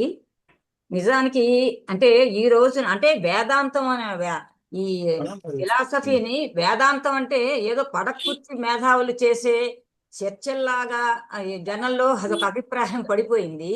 కానీ అసలు ఫిలాసఫీ అంటే ఏంటి, అది దేనికి, మన నిత్య జీవితంలో ముడిపడిపోయి ఉన్నటువంటి ఫిలాసఫీని అంత మంచి అసలు నేను వస్తున్నాను, వేరే వాటిలో నిత్య జీవితంతో ముడిపడి విషయాన్ని అందుకు కూడా వాడుకోవచ్చు, చేంజ్ లేదు, యూజ్ చేయమని చెప్పండి. ఉభయ కుశ్లోకాలు అవుతున్నాయి. నిత్య జీవితంతో ముడిపడి ఉన్న విషయాన్ని అసలు మనం గమనించకుండా ఉండేటటువంటి ఒక, అంటే చెప్పాలంటే ఒక దౌర్భాగ్య స్థితిలో ఉన్నామేమో అనిపిస్తుంది. కానీ ఫిలాసఫీ అనేది మన నిత్య జీవితంలో అంటే రోజువారీ వాటిల్లో కూడా అది కలగలిసిపోయి ఉంది. మన కల్చర్లో కానీ, మన పాటల్లో కానీ, మన అన్నింట్లో కూడా కలగలిసిపోయి ఉంది. ఏ రకంగా కలిసిపోయి ఉందనే విషయం మనం చాలా దూరం వచ్చేసాం, గమనించిన స్థితిలో ఉన్నాం. అందరు పిల్లలు ఈ రోజున ఉన్నటువంటి ఈ గ్లోబల్ వరల్డ్ లో పెద్ద పాప కాసర్ల రంగారావు గారు మీరు అన్మ్యూట్ అయి ఉన్నారు, మాట్లాడుతున్నారు. ఈ గ్లోబల్ వరల్డ్ లో ఏమైందంటే అసలు మనం అంటే ఎంత ఉరుకులు పరుగులు ఫాస్ట్ ఇదైపోయిందన్నమాట. మన మధ్య అసలు మనుషుల మధ్య సంభాషణ అనేది కూడా లేనటువంటి పరిస్థితి అనేది ఒకటి ఏర్పడింది. కానీ అలాంటిది ఈ రోజున మనం మళ్ళీ తీసుకురావాల్సిన అవసరం అయితే ఉంది. అసలు ఫిలాసఫీ అంటే ఏంటి, మనకి ఎందుకు ఫిలాసఫీ అవసరం, ఆ ఫిలాసఫీని మనం ఏ రకంగా చూస్తున్నామో, మనుషుల మధ్య అసలు సంభాషణ అనేది లేకుండా పోయిన ఈ సందర్భంలో మనం ఎలా తీసుకురావాలనేది ఈ చర్చల రూపం ద్వారా తీసుకొస్తే మొదట, ఆ తర్వాత చేతల రూపంలో అనేది అది ఎంతవరకు సాధ్యపడుతుందనేది తర్వాత విషయం. ఇదైతే అవసరంగా నేను భావిస్తున్నాను. హెబర్మాస్ గురించి చాలా బాగా చెప్పారు. అంటే ఈ ఫిలాసఫీ గురించి మనం ఈ రకంగా చర్చించుకోవటం అనేది బాగుంది. ఈ ముందు ఇలా ఈయన రఘుకుమార్ గారు ఈ స్పీచ్ తోటి మన ఫిలాసఫీ గురించి మాట్లాడుకోవడం ప్రారంభం చేయటం అనేది చాలా శుభ పరిణామంగా నేను అనుకుంటున్నాను. చాలా థ్యాంక్స్ అండి. ఇప్పుడు కాసర్ల రంగారావు గారు, కాసర్ల రంగారావు గారు. సార్ రవికుమార్ గారు హెబర్మాస్ గురించి చర్చ రగిలించి భారతీయ తాత్వికత, పాశ్చాత్య తాత్వికత రెండింటిని కూడా రెచ్చగొట్టారు సారు. మన సభ్యులంతా కూడా రెచ్చిపోయి వాళ్ళ యొక్క ఇన్నర్ ఫీలింగ్స్ అన్ని చెప్పారు. సో చాలా విషయాలు నేర్చుకోవచ్చు. ధన్యవాదాలు. అయితే మన రాధశ్రీ గారి పద్యాలు పెట్టిస్తే బాగుంటుంది సార్. మీ గురించి ఇప్పుడు చెప్పిన పద్యాలు పెట్టియండి సిఎస్డిలో. చాలా బాగుంది, ప్రోగ్రామ్ మాత్రం బాగుంది. సార్ తక్కువ టైం తీసుకొని ఎక్కువ టైం అందరికి ఇచ్చారు. అది చాలా మంచిగా ఉంది, బాగుంది discussion. Very good, very nice. Thank you. Kalidasu Purushottam garu. నమస్కారం అండి. నమస్తే సార్. హలో, వినపడుతుందండి? వినపడుతుంది. చాలా బాగుందండి. అంటే చాలా సాంకేతికమైన విషయం, నా బోటి వాళ్ళకి కూడా కొంచెం ఫాలో కావడం కష్టం. నేను ఒకటి రఘుకుమార్ని అడుగుతున్నాను. ఒక వ్యాసం రాసి వాట్సాప్లో పెడితే మేము మళ్ళా చదువుతాము. నేను ఫస్ట్ టైం హెబర్మాస్ పేరు వినడం కూడాను. అంటే అర్థమైంది, పర్లేదు, కానీ కొంచెం వివరంగా వారికి తెలిసిన విషయాలు ఒక వ్యాసం రూపంలో పెడితే చాలా సంతోషిస్తాను. ఇంకొకటి ఏంటంటే డిస్కషన్స్, సమావేశాలు, సభలు ఇవన్నీ పోయినాయండి. ఈ ఫోన్లు ఇవన్నీ లాస్ట్లో ఏమైపోయిందంటే ఒక సాంకేతికతలు వచ్చే లాభాలతో పాటు నష్టాల్లో ఇది కూడా ఒకటేమో అని నాకు అనిపిస్తుంది. థ్యాంక్ యూ అండి. Thank you. హైదరాబాద్ సికింద్రాబాద్ లో ప్యారడైజ్ హోటల్ దగ్గర అక్బర్ హోటల్ అని ఉండేది సార్. అక్కడ పొద్దున్న 10ంటికి కూర్చుంటే సాయంత్రం 6ంటికి లేచినా ఎవడు వెళ్ళిపోమని చెప్పడు. ఇప్పుడైతే అసలు కూర్చోవడం కాదు, నుంచోబెట్టి ఛాయ్ ఇస్తాడు. నువ్వు కూర్చోడానికి కూడా లేదు. రియల్ ఎస్టేట్ వాల్యూ పెరిగిపోతే అట్లా అయిపోయింది. అక్కడ నాకు తెలిసి రఘుకుమార్ అక్కడ కూర్చొని నేను ఛాయలు తాగుతూ సమోసాలు తింటుంటే కవిత్వాలు కూడా రాశాడు.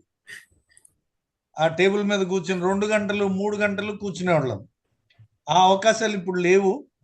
ఎవరికి వాళ్ళు గ్రూప్స్, వాట్సాప్ లాగా ప్రాక్టికల్ గా కూడా గ్రూప్స్ చేసుకొని మాట్లాడుకుంటున్నారు. కొంత రెగ్యులర్ గా మాట్లాడుకునే గ్రూప్స్ ఏమిటి అంటే, రిటైర్ అయిపోయిన వాళ్ళు అవసరం కోసమైనా ఎక్కడో చోట కలుస్తారు. ప్రతి చోట వాళ్ళు ఎక్కువ మాట్లాడుకుంటున్నారు.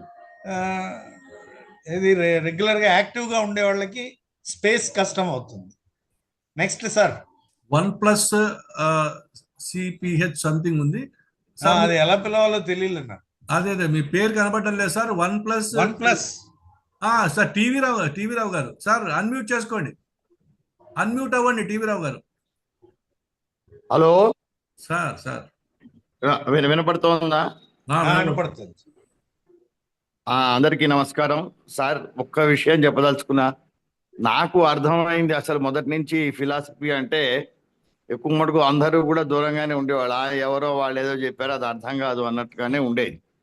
కాలేజీల్లో కూడా ఆ ఫిలాసఫీ చదివి ఎంఏ ఫిలాసఫీ చదివి వచ్చిన వాళ్ళకి ఇండియన్ సివిలైజేషన్ లేదా సైన్స్ అండ్ సివిలైజేషన్ సబ్జెక్టు ఏదో ఒకటి ఇచ్చేసేవాళ్ళు. దానికి యూనివర్సిటీ పరీక్ష కూడా అక్కర్లా, మీరు ఏదో ప్రాజెక్ట్ వర్క్ ఇచ్చే పాస్ చేస్తాం అనేవాళ్ళు. ఇట్లా నడిచేది. అయితే ఈ రోజు నా అనుభవం ఏమిటంటే, రఘుకుమార్ గారు చెప్పినవన్నీ తక్కిన వాళ్ళని చెప్పినవన్నీ కూడా విన్న తర్వాత ఈ విషయంలో ఇందాక మీరు అన్నారు చర్చలు లేవు, ఎవరు మాట్లాడుకోవట్లేదు. అది నిజమే. నేను సీనియర్ సిటిజన్స్ ఫోరం ప్రెసిడెంట్ గా చెప్తున్నాను. నా అనుభవంలో కూడా వస్తే ఏవో విషయాలు మాట్లాడటం కానీ జరుగుతుంది, కానీ ఒక సబ్జెక్ట్ మీద ఇంట్రెస్ట్ గా ఉండి తీసుకుని మాట్లాడడం అనేది అక్కడ జరగట్లేదు. అయితే ఇప్పుడు ఇంత నాలెడ్జ్ ఉన్న మరి ఇంతమంది సార్ రఘుకుమార్ గారు ఉన్నారు కాబట్టి నేను ఆయన్ని సభాముఖంగా కోరుకునేది ఏమిటంటే, మన తార్నాకాలో why don't you try this, ఒక 5గురో 10గురో కొంత సబ్జెక్ట్ మీద అని నా కోరిక. సో థ్యాంక్ యూ రఘుకుమార్ గారు, మాలో కొత్త ఆలోచనలు రేకెత్తించినందుకు. Thank you sir. Thank you sir, thank you very much. ఈ సుధిమతి గారు వాళ్ళు ఉన్నారు చూడండి. సుధిమతి గారు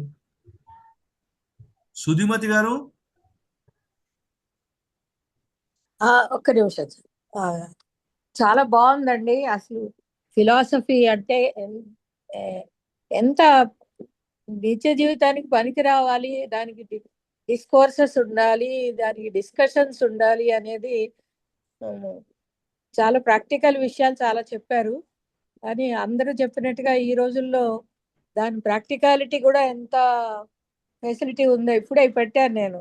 రైల్వే ప్లాట్ఫామ్స్ మాత్రమే సాయంత్రం పూట రిటైర్డ్ ఎంప్లాయీస్ కలుసుకోవడానికి పనికొస్తున్నాయి. అక్కడే చాలా విషయాలు డిస్కస్ చేస్తూ ఉంటారు.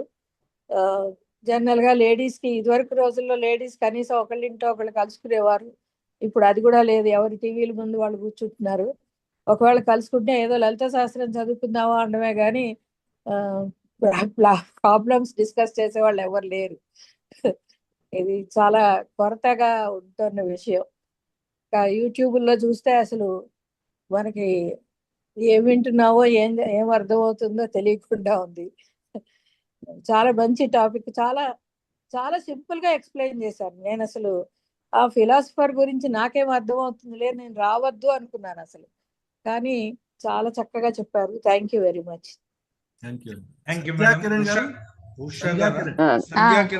హలో సార్, నమస్తే అండి. మాట్లాడండి సార్. నమస్తే, అందరికీ నమస్తే అండి. సిఎస్టి వేదికగా చాలా కాలం తర్వాత మన రవికుమార్ సార్ వాగ్దాట్ నుంచి ఒక జర్మన్ ఫిలాసఫర్ గురించి వినటం బాగుంది. చాలా సంతోషం. అయితే ఫిలాసఫీ అనేది చదువుతున్నప్పుడు వింటున్నప్పుడు అర్థం అవుతున్నట్టు అనిపిస్తుంది, బాగా టచ్ అవుతుంది. బట్ ఆ కాసేపు అయిపోయిన తర్వాత అది ఒక రూపంలోకి తీసుకొచ్చుకోవటం వల్లంటే అది మళ్ళీ ఏదోగా మనకి అర్థం కాని విషయంలా అనిపిస్తుంది. ఇది నాకే అనిపిస్తుందో అందరికీ ఉంటుందో నాకు తెలియదు. బట్ అయితే రవికుమార్ సారు మన ప్రాంతాల్లో ఏ ఏ సమయాల్లో ప్రజల ఆలోచన తీరుల్లో ఎలాంటి మార్పులు వచ్చాయి, వాళ్ళ ఇంట్రెస్ట్లు ఎలా మారినాయి అనేది విశదీకరిస్తూ వివరించారు. అది బాగుంది. దానివల్ల కొంత బాగా ఆసక్తిని రేకెత్తించింది. అలాగే ఇక్కడ గ్రూప్ లో పెద్దలందరూ మాట్లాడినటువంటి అంటే ఫిలాసఫీ మన దైనందిక జీవితాల్లో ఎట్లా ఉంటుంది, మమేకం అవుతుంది, దాన్ని ఎట్లా మనం ఉంటుంది అనేది వివరించిన తీరు చాలా సృష్టించింది. చాలా థ్యాంక్స్ అండి. ఈరోజు ఈ ప్రోగ్రామ్కి అటెండ్ అయ్యి ఇవన్నీ నాకు విన్నందుకు చాలా ఆనందంగా అనిపిస్తుంది. ఈ అవకాశం ఇచ్చినందుకు thank you so much sir. Thank you. అమ్మా. ఉషా గారు నమస్తే అండి, అందరికి నమస్కారం. బాగుంది. అంటే ఒక ఫిలాసఫర్ ని రఘుకుమార్ గారు పరిచయం చేయటం అనేది, ఎందుకంటే ఆయన దేన్నైనా చాలా సిస్టమేటిక్ గా దానికి ఉన్న ముందు వెనకలు ప్రజెంటేషన్ ని చాలా సీరియస్ గా ఏదో క్యాజువల్ గా కాకుండా చేస్తారు. అందుచేత అలాగే దాన్ని ఎలా బాగుంది, ఎలా అంటే ఎలా మార్పులు వస్తూ ఉన్నాయి, ఎలాగా సోషల్ డైలాగ్ తగ్గిపోయింది. నాకు కూడా అంటే అందరూ అన్న మాట మళ్ళీ చెప్పడం అని కాదు, కానీ నిజంగానే ఆ సోషల్ డైలాగ్ కోసం ఒక ఫోరం క్రియేట్ చేయటమే నిజానికి నాకు సిఎస్డి పట్ల ఉన్న ఒక ప్రత్యేక ఆకర్షణ. నేను ముందే చెప్పాను, నాకు అది ఆలోచన నాకు గుర్తున్నంత వరకు నేను సిఎస్డి మొదటి రోజు నుంచి ఉన్నాను.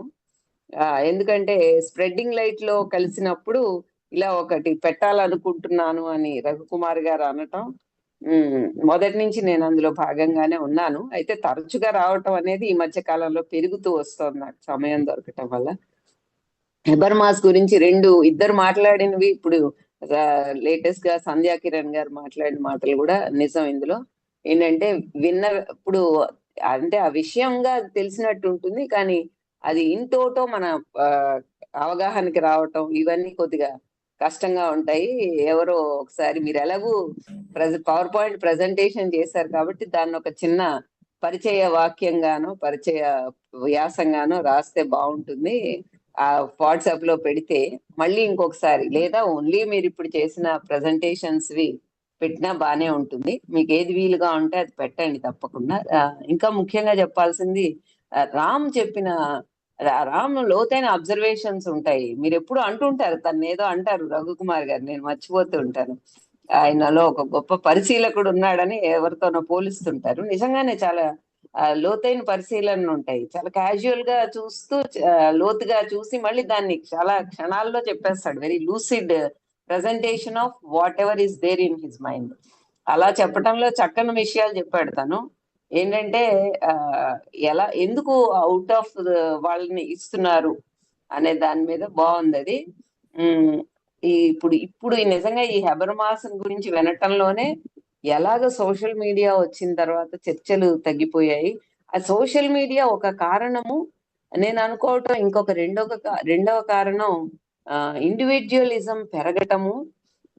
రెండు భిన్నమైన ఆలోచనల మధ్య చర్చ కాకుండా రెండు భిన్నమైన ఆలోచనలు కనపడగానే దాని నుంచి దూరం జరిగిపోయి తన ఆలోచనకి సిమిలర్ గా ఉన్న వైపు వెతుక్కుంటూ వెళ్ళిపోవటం జరుగుతోందేమో.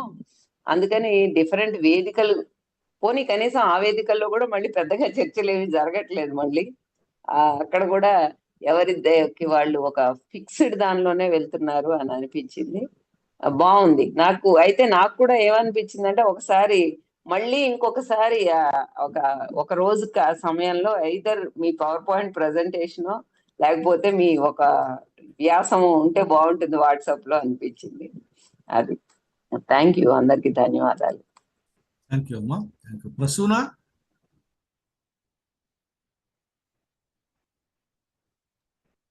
నమస్తే సార్. అసలు చాలా చాలా బాగుంది.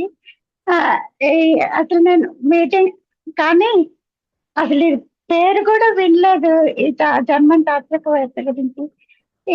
ఈ మీటింగ్లకి రావడం వల్ల నేను చాలా కొత్త కొత్త విషయాలు తెలుసుకుంటున్నాను. నాకు పూర్తిగా అర్థమైందని చెప్పలేను, కానీ నాకు కొంత అర్థమైంది. అది దాంట్లో ఒక పాయింట్ చెప్తాను. మీరు సినిమాలు వచ్చి లలిత కళలని తగ్గిపోయినాయి కదా, కానీ టీటీడీ వాళ్ళు ప్రోత్సహిస్తున్నారు. నేను రోజు నాగనీరాజన మండపంలో వచ్చే ప్రోగ్రామ్స్ వాళ్ళు ప్రదర్శించే రోజుకొక ఇది వస్తుంది. అది చాలా సంతోషంగా అనిపిస్తుంది. ఇప్పుడు చాలా వరకు పోయినాయి కదా. ఈ రకంగా ఆయన ఏదో గుడ్డిలో మెల్ల అన్నట్లు వాళ్ళని ప్రోత్సహిస్తుంది టీటీడీ. అందుకు చాలా సంతోషంగా ఉంది. Thank you so much. Me speech గురించి చెప్పాను, నేను సరిపోను. చాలా చాలా సంతోషంగా అనిపిస్తుంది. Thank you sir. Okay. So it is time to thank Raghu Kumar. Raghu Kumar, thank you on behalf of all of us. And we all, I think we should come to a resolution that we make a condition. Raghu Kumar should speak at least once in 2 months. With hairstyles. Raghu Kumar garu మాట్లాడేది ఉందండి. Similar hairstyles ఉండాలి. అయితే ఒక brief గా response ఇస్తాను. So I call upon Raghu to give his response before closing. అయితే లక్ష్మీ నాగేశ్వర్ గారు ఏమన్నారంటే ఇంటర్నెట్ ఏజ్ లో ఈ ఎలా మనము ఈ మాట్లాడుకోవడం అన్నారు. హెబర్మాస్ ప్రాక్టికల్ గా most of his time Max Planck institute of sciences and technology అనే దాంట్లోనే వర్క్ చేశారు డైరెక్టర్ గా. ఆయన ప్రధానంగా కాన్సన్ట్రేట్ చేసింది మోడర్న్ టెక్నాలజీని కూడా ఈ డైలాగ్కి ఎలా ఉపయోగించుకోవాలి, కమ్యూనికేషన్కి ఎలా ఉపయోగించుకోవాలి, కమ్యూనికేటివ్ యాక్షన్కి ఎలా ఉపయోగించుకోవాలి, అలాగే ఈ స్పియర్ని పబ్లిక్ స్పియర్గా దీన్ని కూడా ఎలా వాడుకోవాలి. అంటే కాలం మారుతున్న కొద్దీ టెక్నాలజీలు మారుతాయి, పరిస్థితులు మారుతాయి, ఆటోమైజేషన్ జరుగుతుంది. ఇవన్నీ యూరోప్ కూడా అండర్గో అయింది. అయితే ఆ కాంటెక్స్ట్ లో కూడా ఎలా మనము ఈ కమ్యూనికేటివ్ యాక్షన్ ని డెవలప్ చేయడము, లైవ్ వరల్డ్ లో జీవించడము, పబ్లిక్ స్పియర్ ని ఇంక్రీజ్ చేయడం అనేటువంటి కాన్సెప్ట్సే ప్రధానంగా హెబర్మాస్ ఎంటర్టైన్ చేసింది. కాబట్టి ఇంటర్నెట్ రావడము, సోషల్ మీడియా రావడం అనేది ఒక నెగటివ్ ఫ్యాక్టర్ గా చూడకుండా దాన్ని ఒక పాజిటివ్ ఫ్యాక్టర్ గా చూడాలి అనేటువంటిది, ఎందుకంటే హెబర్మాస్ యొక్క సూచన. అలాగే ఇంకా రెండోది ఏంటంటే మన డాక్టర్ మురళీధర్ గారు గ్రామ్సీకి హెబర్మాస్కి ఉండేటువంటి కనెక్టివిటీ ఏమైనా ఉందా అన్నారు. లేదు, వాళ్ళు డిఫరెంట్ స్కూల్స్ లో వర్క్ చేశారు, డిఫరెంట్ థాట్ ఏరియాలో వర్క్ చేశారు వాళ్ళు. గ్రామ్సీ మార్క్సిజంలో హెజిమోనీ అనే కాన్సెప్ట్ మీద ప్రధానంగా పనిచేశారు. అంటే మామూలుగా మనము అంతకుముందు క్లాసికల్ మార్క్సిస్ట్ థియరీస్ ఏంటి అంటే క్యాపిటలిస్ట్ క్లాసు వర్కింగ్ క్లాస్ని భయంకరంగా ఎక్స్ప్లాయిట్ చేయడం వల్ల ఒక ఎక్స్ట్రీమ్ పావర్టీతో కూడినటువంటి ఒక వర్కింగ్ క్లాస్ డెవలప్ అవుతుంది. దీన్ని కూడా అణిచివేయడానికి క్యాపిటలిస్ట్ స్టేట్ అనేది ఫిజికల్ ఫోర్స్ని, పోలీస్ ఫోర్స్ని, మిలిటరీ ఫోర్స్ని, ఇలా రకరకాల ఫోర్సెస్ని యూజ్ చేస్తుంది. జైళ్ళు, అరెస్టులు, ఇట్లా ఏదో సంథింగ్. అయితే గ్రామ్సీ యొక్క ప్రత్యేకమైన ఏంటంటే అసలు అదేం జరగదు. అట్లాగా వాళ్ళు ప్రధానంగా మిమ్మల్ని ఒక హెజిమోనీ అంటే ఎడ్యుకేషన్ ఇన్స్టిట్యూషన్స్, కొన్ని వాళ్ళ దగ్గర ఒక మీడియా, వీటి ద్వారా వాళ్ళు ఒక ప్యాటర్న్ లో మిమ్మల్ని మౌల్డ్ చేస్తారు. ఇప్పుడు ఫర్ ఎగ్జాంపుల్ చాలా విచిత్రమైనటువంటి ఆలోచనలు రకరకాలుగా వస్తూ ఉంటాయి. అలా గ్రామ్సీ ప్రధానంగా కాన్సన్ట్రేట్ చేసింది ఏమిటి అంటే ఈ క్యాపిటలిస్ట్ హెజిమోనీ అనేది ఎలా నడుస్తుంది, అసలు ఎలా అది కంటిన్యూ అవుతుంది, అంటే మార్క్స్ చెప్పినట్టుగా జరుగుతుందా లేదా ఇంకా డిఫరెంట్ గా జరుగుతుంది అనేది ఆయన యొక్క ప్రధాన సూత్రీకరణ. అయితే హెబర్మాస్ వాళ్ళు ఏంటంటే వీళ్ళు ఫ్రాంక్ఫర్ట్ స్కూల్ వాళ్ళు ఏమంటారంటే అసలు ఒక్క మార్క్సమే సరిపోదు. ఫస్ట్ ఆఫ్ ఆల్ మీరు అనేక ఇంటర్ డిసిప్లినరీ ఇష్యూస్ ద్వారా తీసుకోవాలి. తర్వాత యూరోప్లో ప్రధానంగా అంటే ఇప్పుడే కాదు, ఈవెన్ మార్క్స్ టైంలో కూడా అది ఉన్న ఫినామినాయే. సబ్సీక్వెంట్గా 1930s 1940s ముఖ్యంగా 1950s వచ్చేప్పటికీ యూరోప్లో వాళ్ళు యూరో కమ్యూనిజం అనే ఒక కాన్సెప్ట్ డెవలప్ చేసుకున్నారు. దాంట్లో వాళ్ళు ఏంటంటే అసలు క్లాస్ వార్ అనేది అది ఒక ప్రధాన అంశంగా వాళ్ళు తీసుకోలేదు, అది జరగదు కూడా అంటారు.